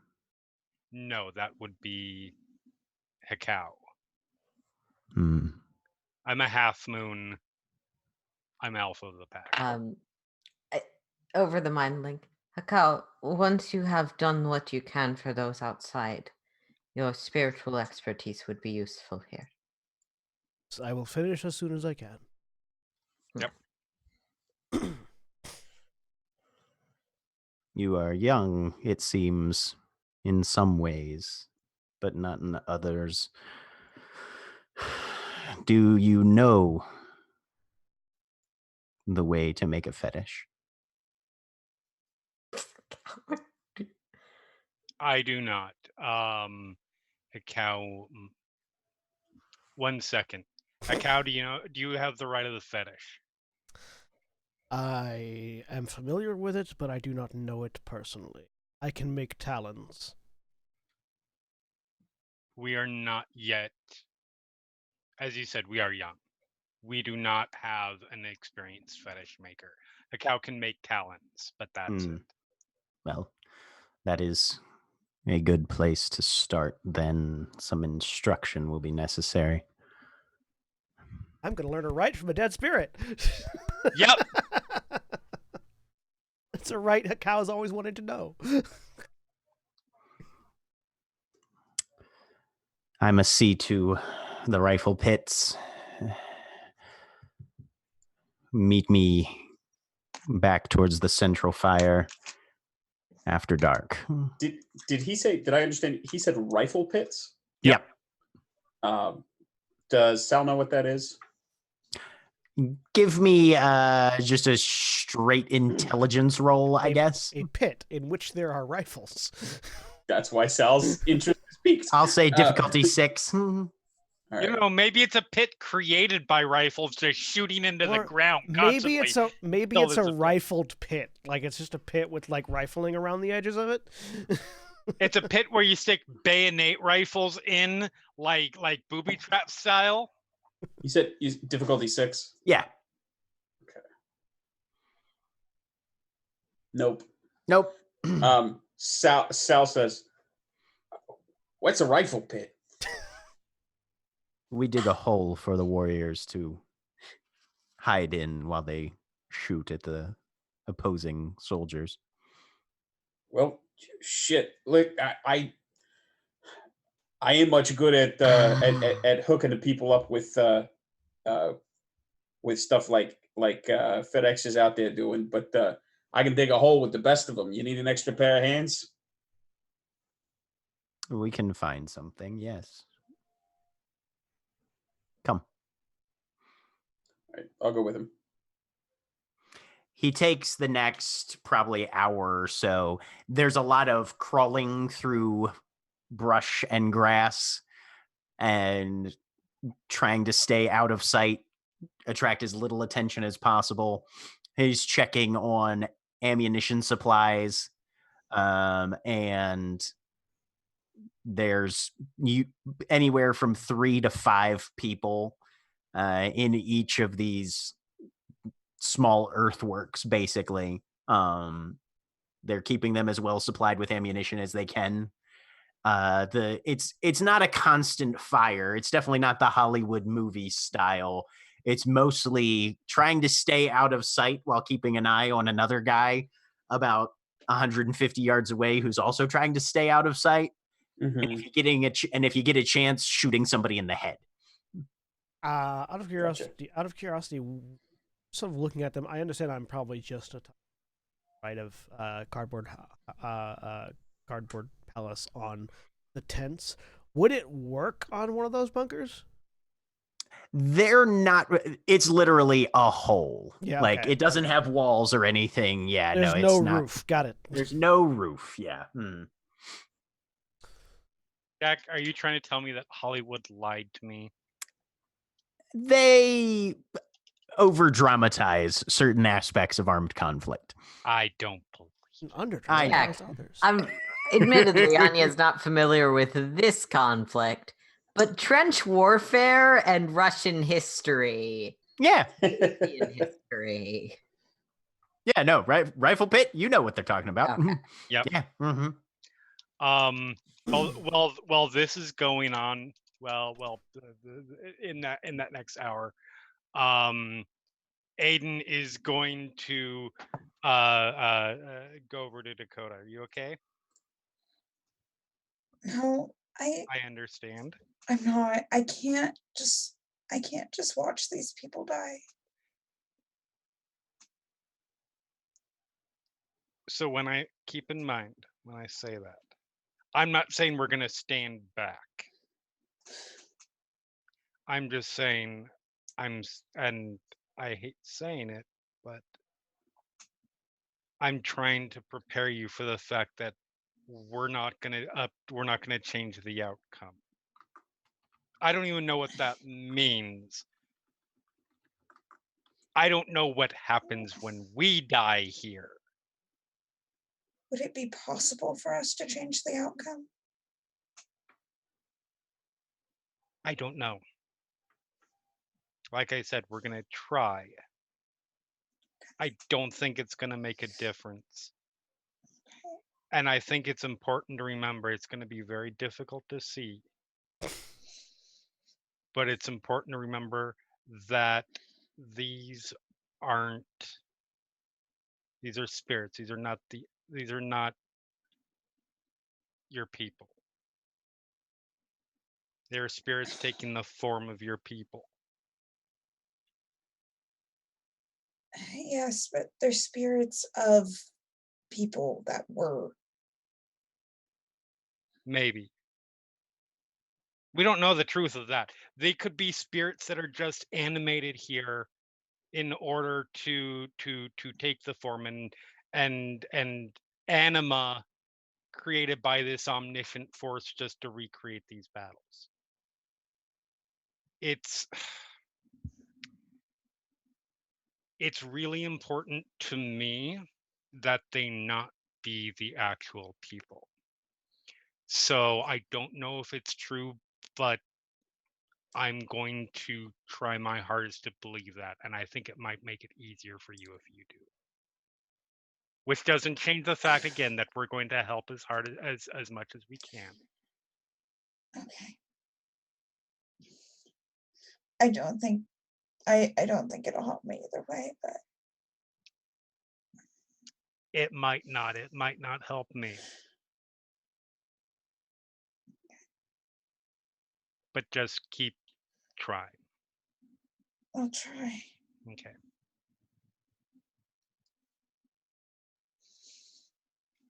During that same hour, I'm gonna seek out Hakao. Okay. Once he He's seems pretty like easy to find. done with ritual magic assisting people. Mm-hmm. Hakao. Yes. I wanted to let you know what we had learned. First, it seems that Looking Glass, the guru that we met, has a ritual in mind. Perhaps one connected to the creation of fetishes that it might turn the tide of this battle, or at least hold on to the battle for longer. One that requires willpower and time, as I understand most rituals do.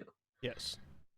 We will be meeting with him after dark at the main campfire, probably to learn more details of that. Beyond that, I did have another... This is not my area, and I understand that, but I have a question. Feel free. That is perhaps a tactical one. You believe, and I think I agree with you, that these spirits in their deaths and in their lives are connected to the battleground. Yes. And much can be gained from that knowledge. However, currently we are dealing with spirits who seem to be in the form of guru and not necessarily self-aware in their nature as spirits of the battleground. To my sensibilities, being, as I said, of the politics but not of the spirits, it might not endear us as allies to cannibalize the spiritual essence of our allies publicly.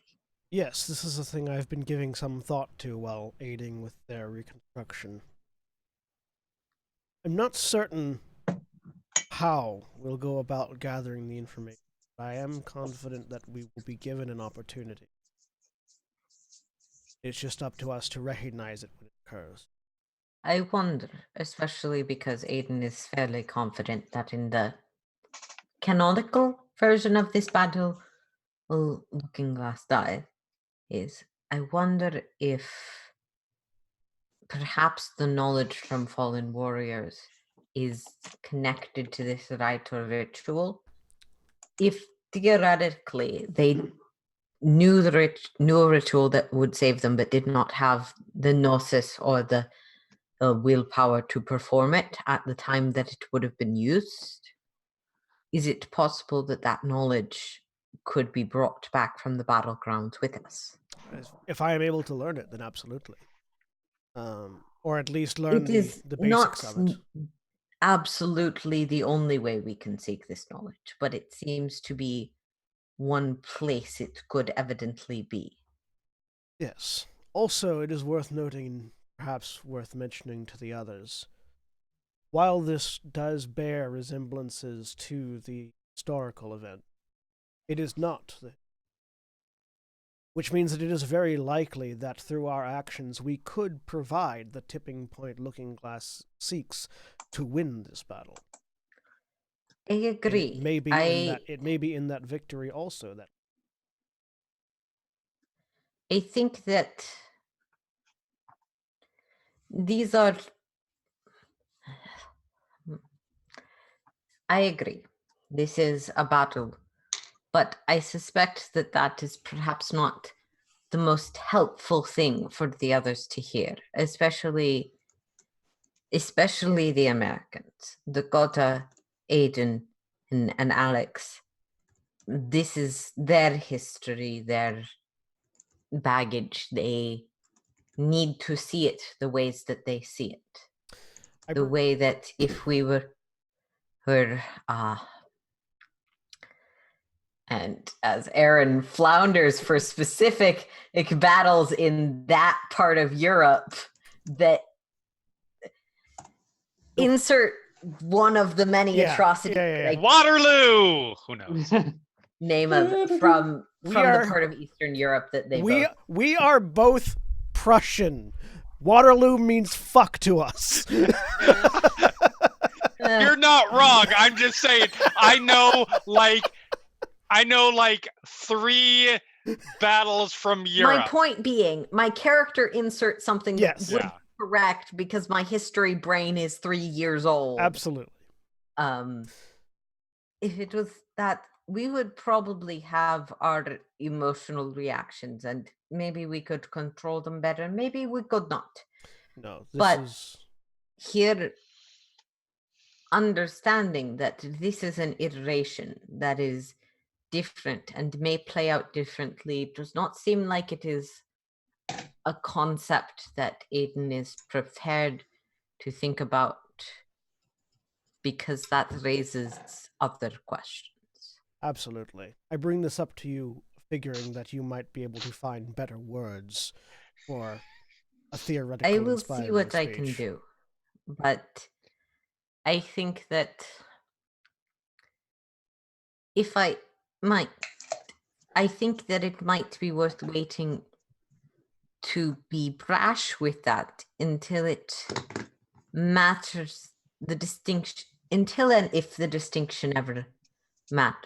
Yes. We are not fighting any less hard because we think we know the ending. We are warriors of Gaia. Indeed. Bill, it is good that we are both aware and on the same page. This ritual may very well be the thing that we seek. The ritual itself may be. Once learned and viewed, I might be able to more easily determine that we'll keep the pack up to date as I glean.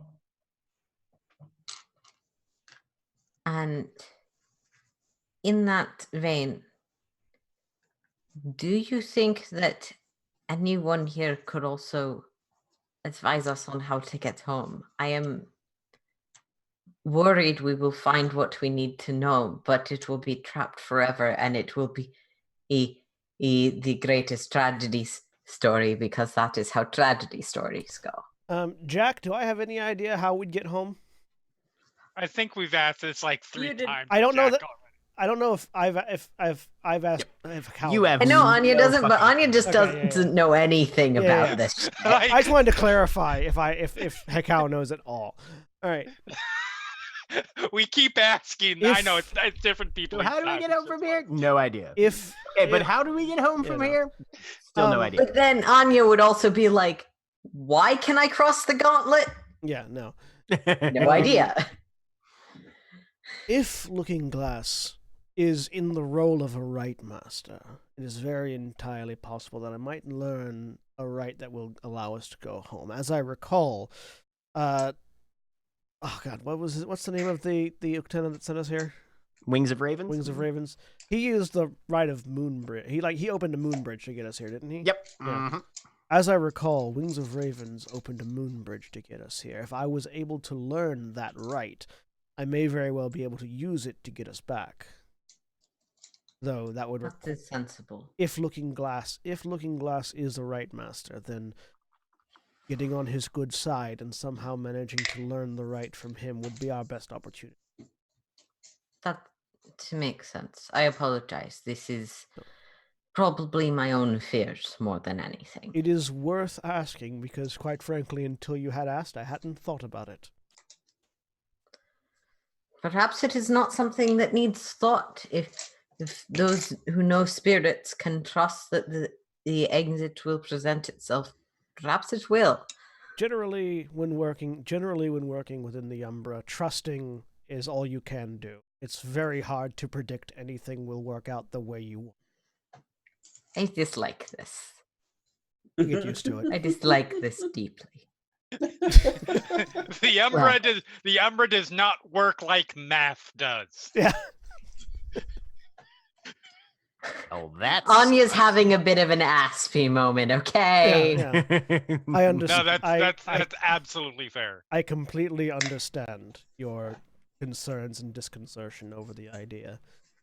It is a common enough view of the Umbra. Sort of nod, head off to do something else for a little bit if he doesn't need to mention anything else. Just keep in mind the words. I trust you to speak them if necessary.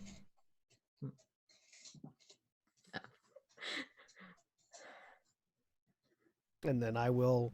I'm going. My curiosity is just firing on all cylinders right now. okay. I want to study these spirits. I want to find out how much information they retain when in this form. I want to know how much of this, like, is the fact that none of these humans are suffering delirium because they're kinfolk or because their spirits pretending to be human and thus don't know what delirium is. I am completely and utterly fascinated by these entities. Okay. You can go ahead and give me a wits and occult roll, difficulty 8. Because the idea of spirits imitating humans. Yep. Especially doesn't apply in this one, yeah, but a thing that by all rights they only have a tangential relationship with in the first place. Just like, it's fascinating to Hekau. Sorry, intelligence occult. No specialty. No, wits and occult. Or wits and difficulty occult. 8. Difficulty 8.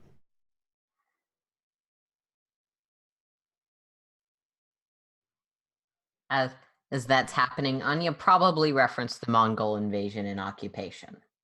0 successes. I mean, Hekau grew up in Macedonia, which is literally about spitting distance from Kosovo.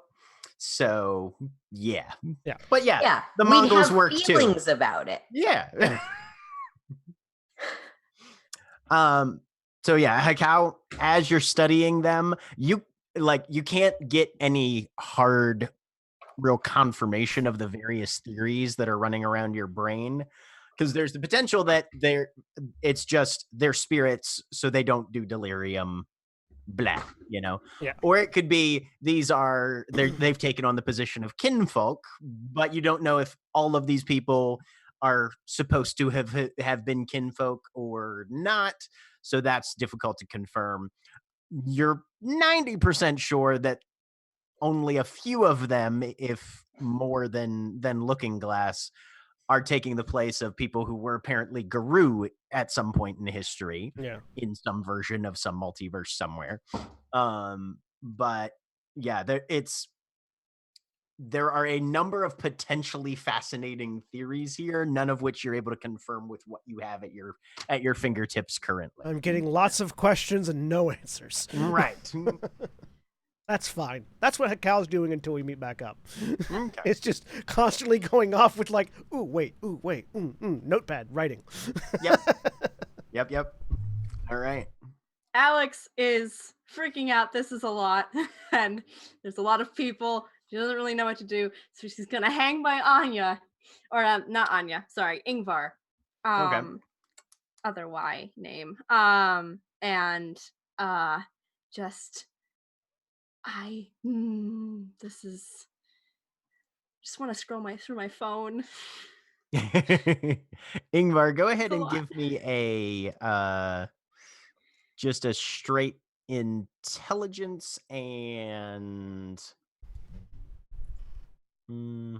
William, are you awake? Yep. Okay. Yeah, Your head was Ingvar, down. go I ahead. want to check. Ingvar, go ahead and give me an intelligence. And do you have any dots in academics or investigation? Let me check real quick. I might have some. I have 1 dot in investigation. Okay. Yeah, go ahead and give me an intelligence and investigation roll. Difficulty 7. What? As you're Intelligence. just kind of looking around this camp and stuff. 2 successes. Hey, look at that. Yep. You're kind of just analyzing the tactical layout of this camp. And interestingly enough, from your point of view, the majority of the threat is going to be rifle fire and snipers from the flanks. The earthworks that they've managed to throw up seem to be covering the vast majority of input from the artillery batteries. Is that including the fact that this artillery is more advanced than it should be? And that's even compensating for that fact, yeah. There was some pretty decent tactical deployment of fortifications in this. And it's mostly the artillery is still keeping up a regular fire, but yeah, they're just pounding away at dirt for the majority, based on what you can tell. So if this thing is going to go sideways in actual conflict, it's probably going to be an on-foot engagement, or and firearm and small arms fire that's going to decide what happens here. Well, if things are going to go bad, based on the defenses they've got set up, it's going to be a flank attack from those angles, I'll indicate. It's going to be sniper fire and up-close rifle combat. Does that track with what I know of the battle at all, or You can give me an intelligence and academics, difficulty 7.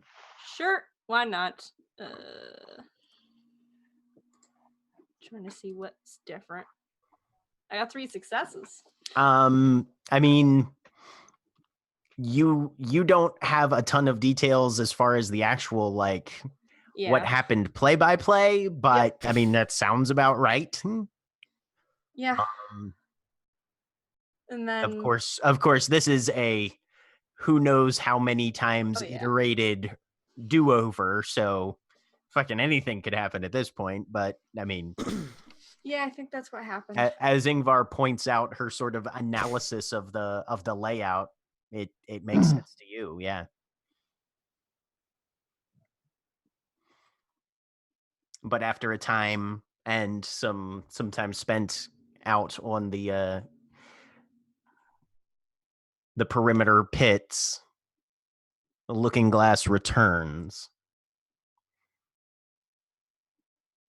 and takes up a position near one of the central fires that's, of course, concealed in an excavation below ground level. Having not yet properly introduced myself to being the only when I see Looking Glass standing by the fire, assuming that's when we're going to be meeting up, I'll approach and Rhea, forgive me, we weren't properly introduced. Well, I'm Hakao. Hakao, you are of those who walk between, yes? Indeed. Hmm. And what moon is the Theurge? Theurge is crescent. And I'm also the crescent moon. As am I. I will need your help. Yes, my packmates said you mentioned a rite. It is easier accomplished with more hands than just one. Might I know this rite? For this one specifically, it is to make a weapon. It is to make a weapon that drinks the blood of the one who bears it in order to sever the webs of the weaver and the tools of it as well. Am I familiar with this fetish? You have never heard of it before. From that description, does that sound like the thing we're looking for? I mean, anti-weaver weaponry sounds about right to you. So, linking just a very quick burst over the mental link. The rite that he's performing is to make a weaver killing weapon. That's the thing we're here for. Ask Hekau, do me a favor. Well, rather, help fulfill the terms of our mission. Favor is perhaps not the best way to put it, but see if you can get anything from him about the nature of our enemy. If they were fighting the Weaver, and it sounds to me, with this being a recreation, that officially they were that sounds like what we were here to learn. Yes, I'm pretty certain that the creation of that weapon is the thing we're after. Could be. It could be that. It could be something else, though. Like, try and learn everything you can, and you would be the right person to ask about the Weaver foe that they're fighting. Don't have to tell me twice. No, but I will if but I will if you fail to do it the first time. I failed to do it the first time, we're probably dead. Anyways, out loud. It's okay, we're probably dead anyways. I've never heard of a fetish such as this. It is called by many names. My mentor passed it to me under the name of Web Cutter. It takes a blade of silver, a chaos wild spirit, a conversation at dusk, and a battle at dawn. Would this require... Sorry, Ingvar has a fang dagger, not a clave. Right. Yeah. Would this require a particular sort of silver, such as a clave? Very similar. The preparation for such a fetish is on a similar standing as that of the ceremonial blades of our people. What materials do you require our aid in acquiring?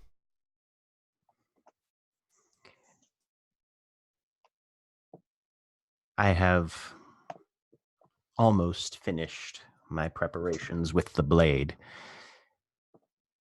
It will take some time, and time is against us. If you can summon the spirit This I can do. that will inhabit this, I can summon and I can bind, lacking in the knowledge of rites for the creation of a true fetish. then I will instruct you on that and teach you the differences between the general form and those of the specific nature that we will need for this one. I am at your disposal. And he'll take the next couple hours at the fire, explaining both the process of the rite of fetish creation and the specific elements on how this one differs from the usual. Specifically for the web cutter ritual, it is a weapon that, like a fetish, is bound with a spirit. But instead of simply convincing the spirit to take up residence and being able to be bound to the object, it's a much more ceremonial interaction, where a wild chaos spirit is summoned. And at dusk, once the preparation for the actual conclusion of the rite has been made, the spirit is summoned and spends a time simply communicating with the rite master, whoever's performing this ceremony. There's frequently, and this is meant as an acknowledgement of respect to the spirit, the spirit having the ability to test the wisdom and the motivation of the individual who seeks to bind them to this fetish and that sort of thing. And then the spirit departs. And then the following dawn, the spirit is resummoned and actually engages in a physical contest. And if the rite master comes out on top, at that point, the spirit gets bound to the weapon, and it can then be wielded and utilized by whoever. And I will ask if the rite master has to be the one to fight spirit at dawn, or if they can name a champion. That is up to the conversation on the dusk before. Okay. But no, there's no hard limitation on that. The rite doesn't specify, which means it's up right. to the, mm-hmm. Yeah. Mm-hmm. Gotcha. that sort of thing is up to. Because if I'm doing the summoning, I'm gonna have to. We're gonna have to have a conversation. I don't punch good. Yep. So I learned. Do I learn the rite of fetish creation? And you learn the rite of the fetish. And yep. Specifically, I learned the web cutter ritual. All right. Mm-hmm. Yep. All right. That's one rite that I need to learn to get us out of here. At any point, does it feel like it would be appropriate to ask about the rite of the Moonbridge? His intent and focus tonight is very much built on the web cutter. Yeah. So we're gonna have to succeed in order for me to learn the Moonbridge. Is the probably. Yeah. Yeah. Mm-hmm. I mean, yeah, and he shows you the blade that he's been preparing on, and still needs to spend some time finishing. It's probably a good 18 inches long, including the tang that's going to be bound in the handle once it's completed. Tapers to a leaf point with sharp edging on both sides. And there's a number of Guru glyphs carved into the metal itself, and it's polished to an almost mirror brightness. It's obvious that this object has been worked over for weeks, if not months.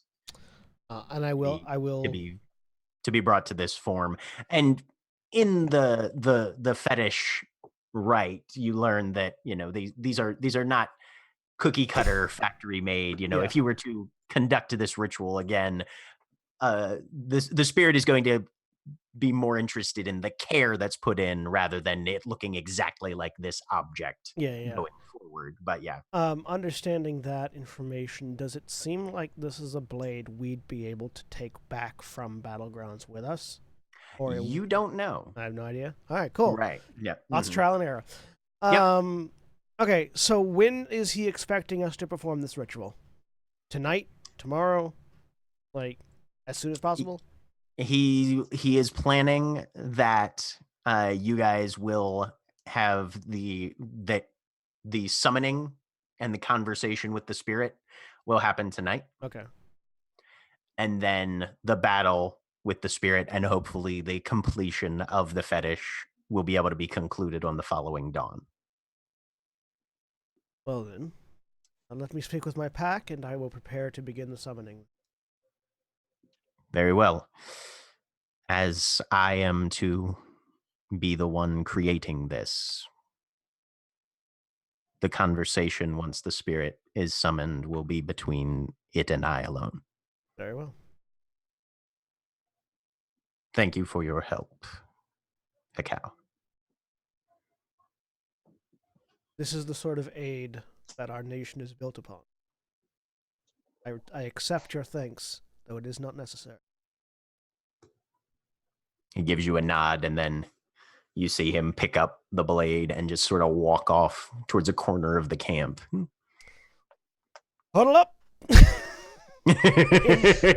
in the mental link.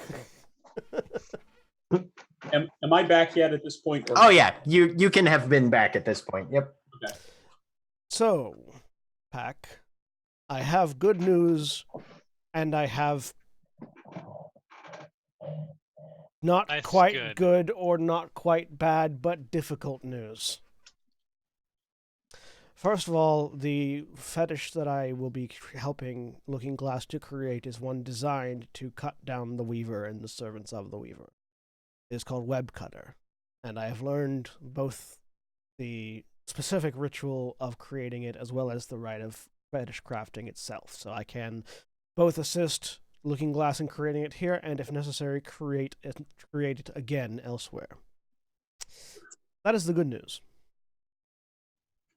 I will then explain the details of how this thing is created, so that they understand it's gonna be a task, and if we were to try to create a second one, it's gonna be a bigger task. Considering that we don't have the material component necessary, i.e. the silver blade. That would probably have to be forged specifically. Yeah. It would have to be made for the task. Also, Looking Glass is pretty set on this particular ritual. I have a feeling things will be coming to a head tomorrow after it is created. That being said, in order to get us out of here, I need to learn the rite of the Moon Bridge, which I will not be able to learn if Looking Glass dies tomorrow. Oh. It looks like we better make sure that doesn't happen then. Who's up for changing some history? Yes, Aiden? It becomes our duty to make sure that Looking Glass survives long enough to teach you then.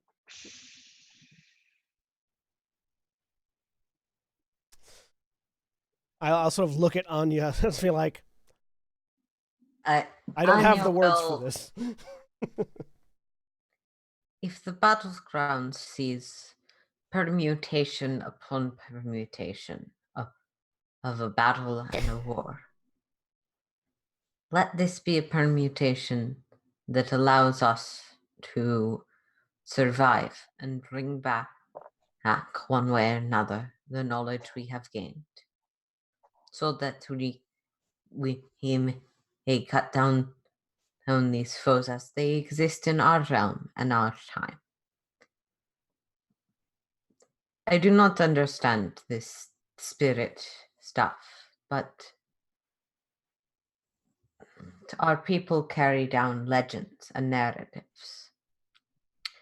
And part of that narrative is trusting that things will happen and trusting that we will have our opportunity to return.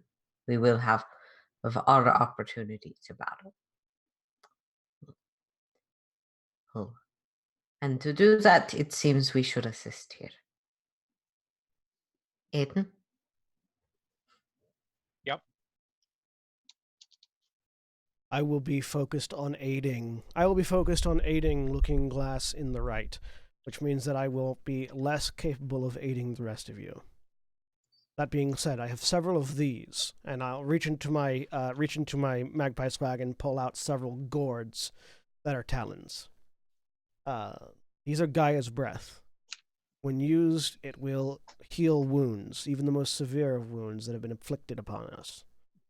I would ask that some of us, other than me, carry at least one of them, so that if I am unable to break away from the ritual and someone is injured, we still have the capacity to heal.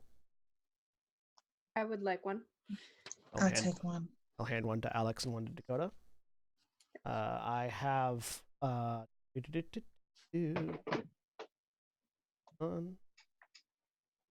I've got 4 of them, so I would like to maintain at least one on my person. But would anyone else like one? Yeah, sure. I'll hand one to Aiden. They are 5 Gnosis Talons, which means it's a difficulty 5 Gnosis roll, or you can spend a Gnosis to activate. It heals up to 4 levels of health damages, including aggravated damage. Dang. Nice.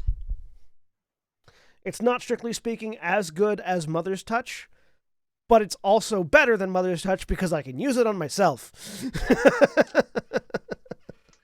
Fair point. To us. And I can hand it out As to you guys. Aaron side-eyes the child of Gaia. I have Mother's Touch, so I also have that ability if we run out of these. But Listen, not every child of Gaia is a fucking healer. Some of them set out to become healers, and then shit happens. This sounds exactly like the not every cleric is a healer argument. Yeah. I mean, but yeah, a debate for another time, but that's incredibly regressive to the children of Gaia.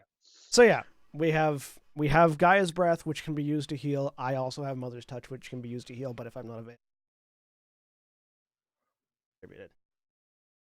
How would you like some assistance focusing? It makes it harder to rage, but if I end up having to rage into a Krynos form, then things have gone very badly indeed. But so yes, I would appreciate it. All right, I will put my hand on your shoulder then and do Breath of the Wild. So I have to make a difficulty 5 roll. Okay, here we go. Hang on, where is that part of my sheet? Way up here. And Jack, I have a question about etiquette. Yeah. In the creation of fetishes. I understand that fetish creation, very rarely does the creator of the fetish end up using it, because that's typically the act of creation and then it is bestowed upon the most worthy user. Does Looking Glass, from my interactions, seem more like a warrior theurge? Yes. Okay, so it seems very likely that he's going to be the one using the blade. Oh, yeah. Okay, cool. I didn't know if it was a thing where it's like, take up your blade, child of Fenris, or not. Yeah, no, this looks like he's basically, your guy's arrival has made him feel like he's got a better chance at getting this thing completed, but he definitely kind of has that aura of, and then I am going to fuck up some Weaver shit. Oh yeah, no, he and I are the two opposite sides of a theurge. Right, exactly. Yeah. We have the theurge that likes talking to and learning from spirits, and the theurge whose job it is to fuck spirits up. Yep. Mm-hmm. And in this case, both of those are part of the ritual for him. Yes, indeed. Yes, it is. So you've got an extra die in all mental rolls for the next scene, yeah? Yep. Wait. Okay. For this whole thing. This rite will take a long time. I would ask that at least one of you stay by my side in case things go incredibly wrong. Hey, FedEx. Is that to watch? Yeah.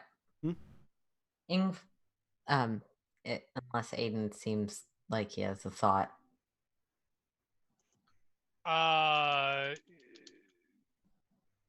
I see where you're going, and and Aiden does not step up to clear his throat or do anything to interrupt. Yeah, fair. Could you stay by Cow's side at least to start? Certainly. Come, daughter of Fenris. Let us earn some glory.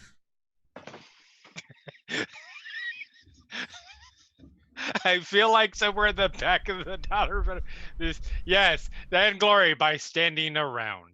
There is plenty of. I feel like, yeah, from Anya's perspective, the person who probably has the most discipline for bodyguard duty is probably Ingvar. You're not wrong. Ingvar just kind of like Aiden would catastrophize. Dakota would see something shiny. Alex would get really frustrated. Sal would get antagonistic and bored. Sal was a professional mob bodyguard. Just throwing that That's out. fair. That's fair. And Anya sucks at anything physical. But Ingvar sort of pulls the shotgun off the back of her waist, sort of checks the ammunition load. if I All might right. if I might suggest, that dagger would probably be a more useful tool in this case. The shotgun is for when they're closing. The dagger's for when they close. It's gonna I be hope close. you will need neither, but thank you. Yes. All right. I already got some irons in the fire, making sure that we'll slow them down a little bit. But if anybody else has got some suggestions we could use to soup up the defenses, now's probably a good time. Well, any attack that'll be fatal will come from those angles I mentioned earlier. So if you want to keep an eye on those. Jack, do I have any battle analysis? You can give me a intelligence and investigation roll, difficulty 7. That's fine. I was kind of hoping for leadership, but that's fair. That'll be more like in the moment. Or if you're looking to go and like bolster morale or something like that. No, I was trying to do that right here, right now. I Okay. can bolster morale, hopefully. Yep. If you want to do that from sort of the bit of speechifying that you had just finished, you can go ahead and roll me a charisma and leadership difficulty. And I believe I get a +4 for everyone else being Guru. And you having your pure breed and everything, yeah. Yeah. Difficulty what? 6. Okay. So 2 successes to know things about battle tactics after we do this. Okay. I mean, with 4 successes. Yeah. So I generally will allow this to happen, say, once per chapter for the entire pack. You may give 1 point of willpower to 4 members of your pack. All right. Not including yourself. Given the specific people that were kind of targeted by that speech, and just if I call you and you have full willpower, tell me I'll give it to someone else. Hakao. No, but I don't. Nope, I'm good. I'll take it. Dakota. I believe I have full willpower. Okay. Just check real quick. So I am. Yes, I'm good. Okay. Aiden. I do not have full willpower. So, cool. Ingvar. I'll take that. I feel awful giving it to myself. No, you're not But allowed to I'm give it to full. yourself. Yeah. Oh. No. You can give more Alex than is one trying to to one think person, who- though. No, you can only give 1 to one Oh, person. one. Yep. Yeah, one per person. So Alex was mentioned in the speech and Sal was not. Yeah, Alex is full. Yeah, Okay, so Sal. Sal's full too. Okay. So just 3. everyone who needed one got one. Yeah. Hey, there you go. Yeah. I don't know. I know that there is a gift or ritual that is like inspiration, and I do plan on getting it at some point. So, Jack, I am taking the full amount of time that I can from now until when the rite says I need to be done. Okay. To prepare to summon. I don't know how much time that is, but I'm taking that full amount of time to prep for the ritual. Okay. Sounds good. Sal will look around at who at this point does not have a specific assignment still. I also did get 2 successes to know about battle tactics. Yeah. I mean, technically, Aiden doesn't. I don't I believe guess. Dakota does. Everyone except for Hakao and Ingvar, really, right? Yeah. Sal will look at the others and say, I can stay here and help reinforce the line, but it probably wouldn't be a bad idea if some of us went out in that direction. He'll point towards where Ingvar had indicated that probably snipers would be trying to take the flank, and say, might not be a bad idea if some of us went out there and tried to surprise their surprise reinforcements. keep in mind those things out there are going to be, even the things that look like people, spirits. We also, if I might, we are anticipating that this battle will be tomorrow after dawn. We should keep watch and be prepared for it to come our way. Why is Anya's accent not agreeing with me today? But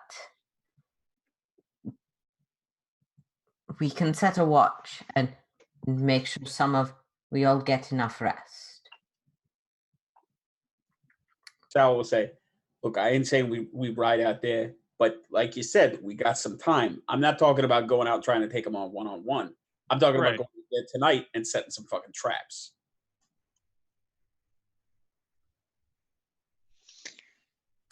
Yeah. All right. So as the plan is raised to possibly go out, set some traps under cover of darkness, as Hekau prepares to take the time to summon a pure spirit of Chaos Wild, and as another night draws to a close at the siege of Bearpaw, that is where we are going to end for this week. Well, before we say goodbye, as another reminder, I was gonna say, I have a thing. John. That's right. It was habit. Okay. So as I said at the top of the show, as I'm going to be saying at the top of the show tomorrow and at the end of the show tomorrow, Desert Bus for Hope is still going. If you want to support Desert Bus for Hope, you can go to desertbus.org or twitch.tv/desertbus. In the time that we've been streaming, they have continued to raise money, reaching the dizzying heights at the moment of $583,803 raised at the moment. Looks like they're probably going to break $600,000 later this evening, which means that they will have maintained a pace of $100,000 a day since the charity fundraiser began.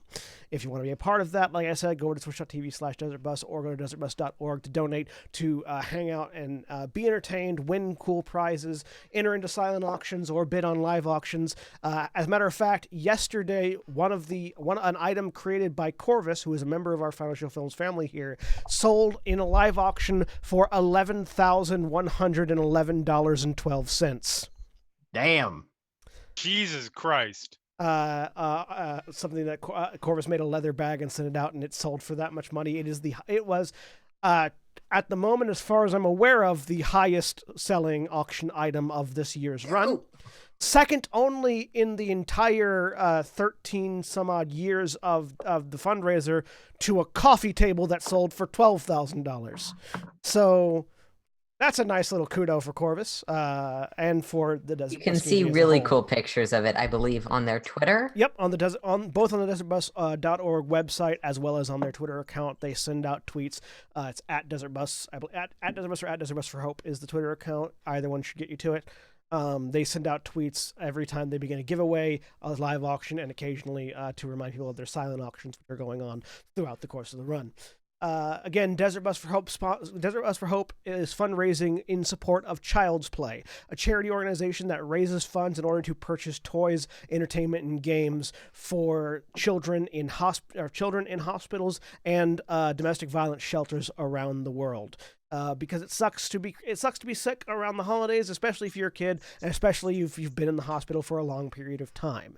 They provide all manner of entertainment and games, as well as work with doctors who specialize in the field of entertainment as medicine. They had a really great interview with Dr. Joe of the Children's Hospital of Colorado yesterday, I think, about the specific health benefits of video games and entertainment for children in hospitals, including things like making it easier to have lumbar puncture and other operations like that by using VR as a way to confuse the senses so that they don't feel the pain that they would feel generally, and also don't have to undergo general anesthesia in order to take some of these operations.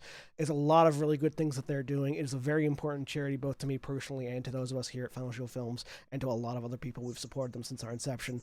Please go give some money. It is one of the best causes you can give your money to around the holiday season. in order to help support some kids.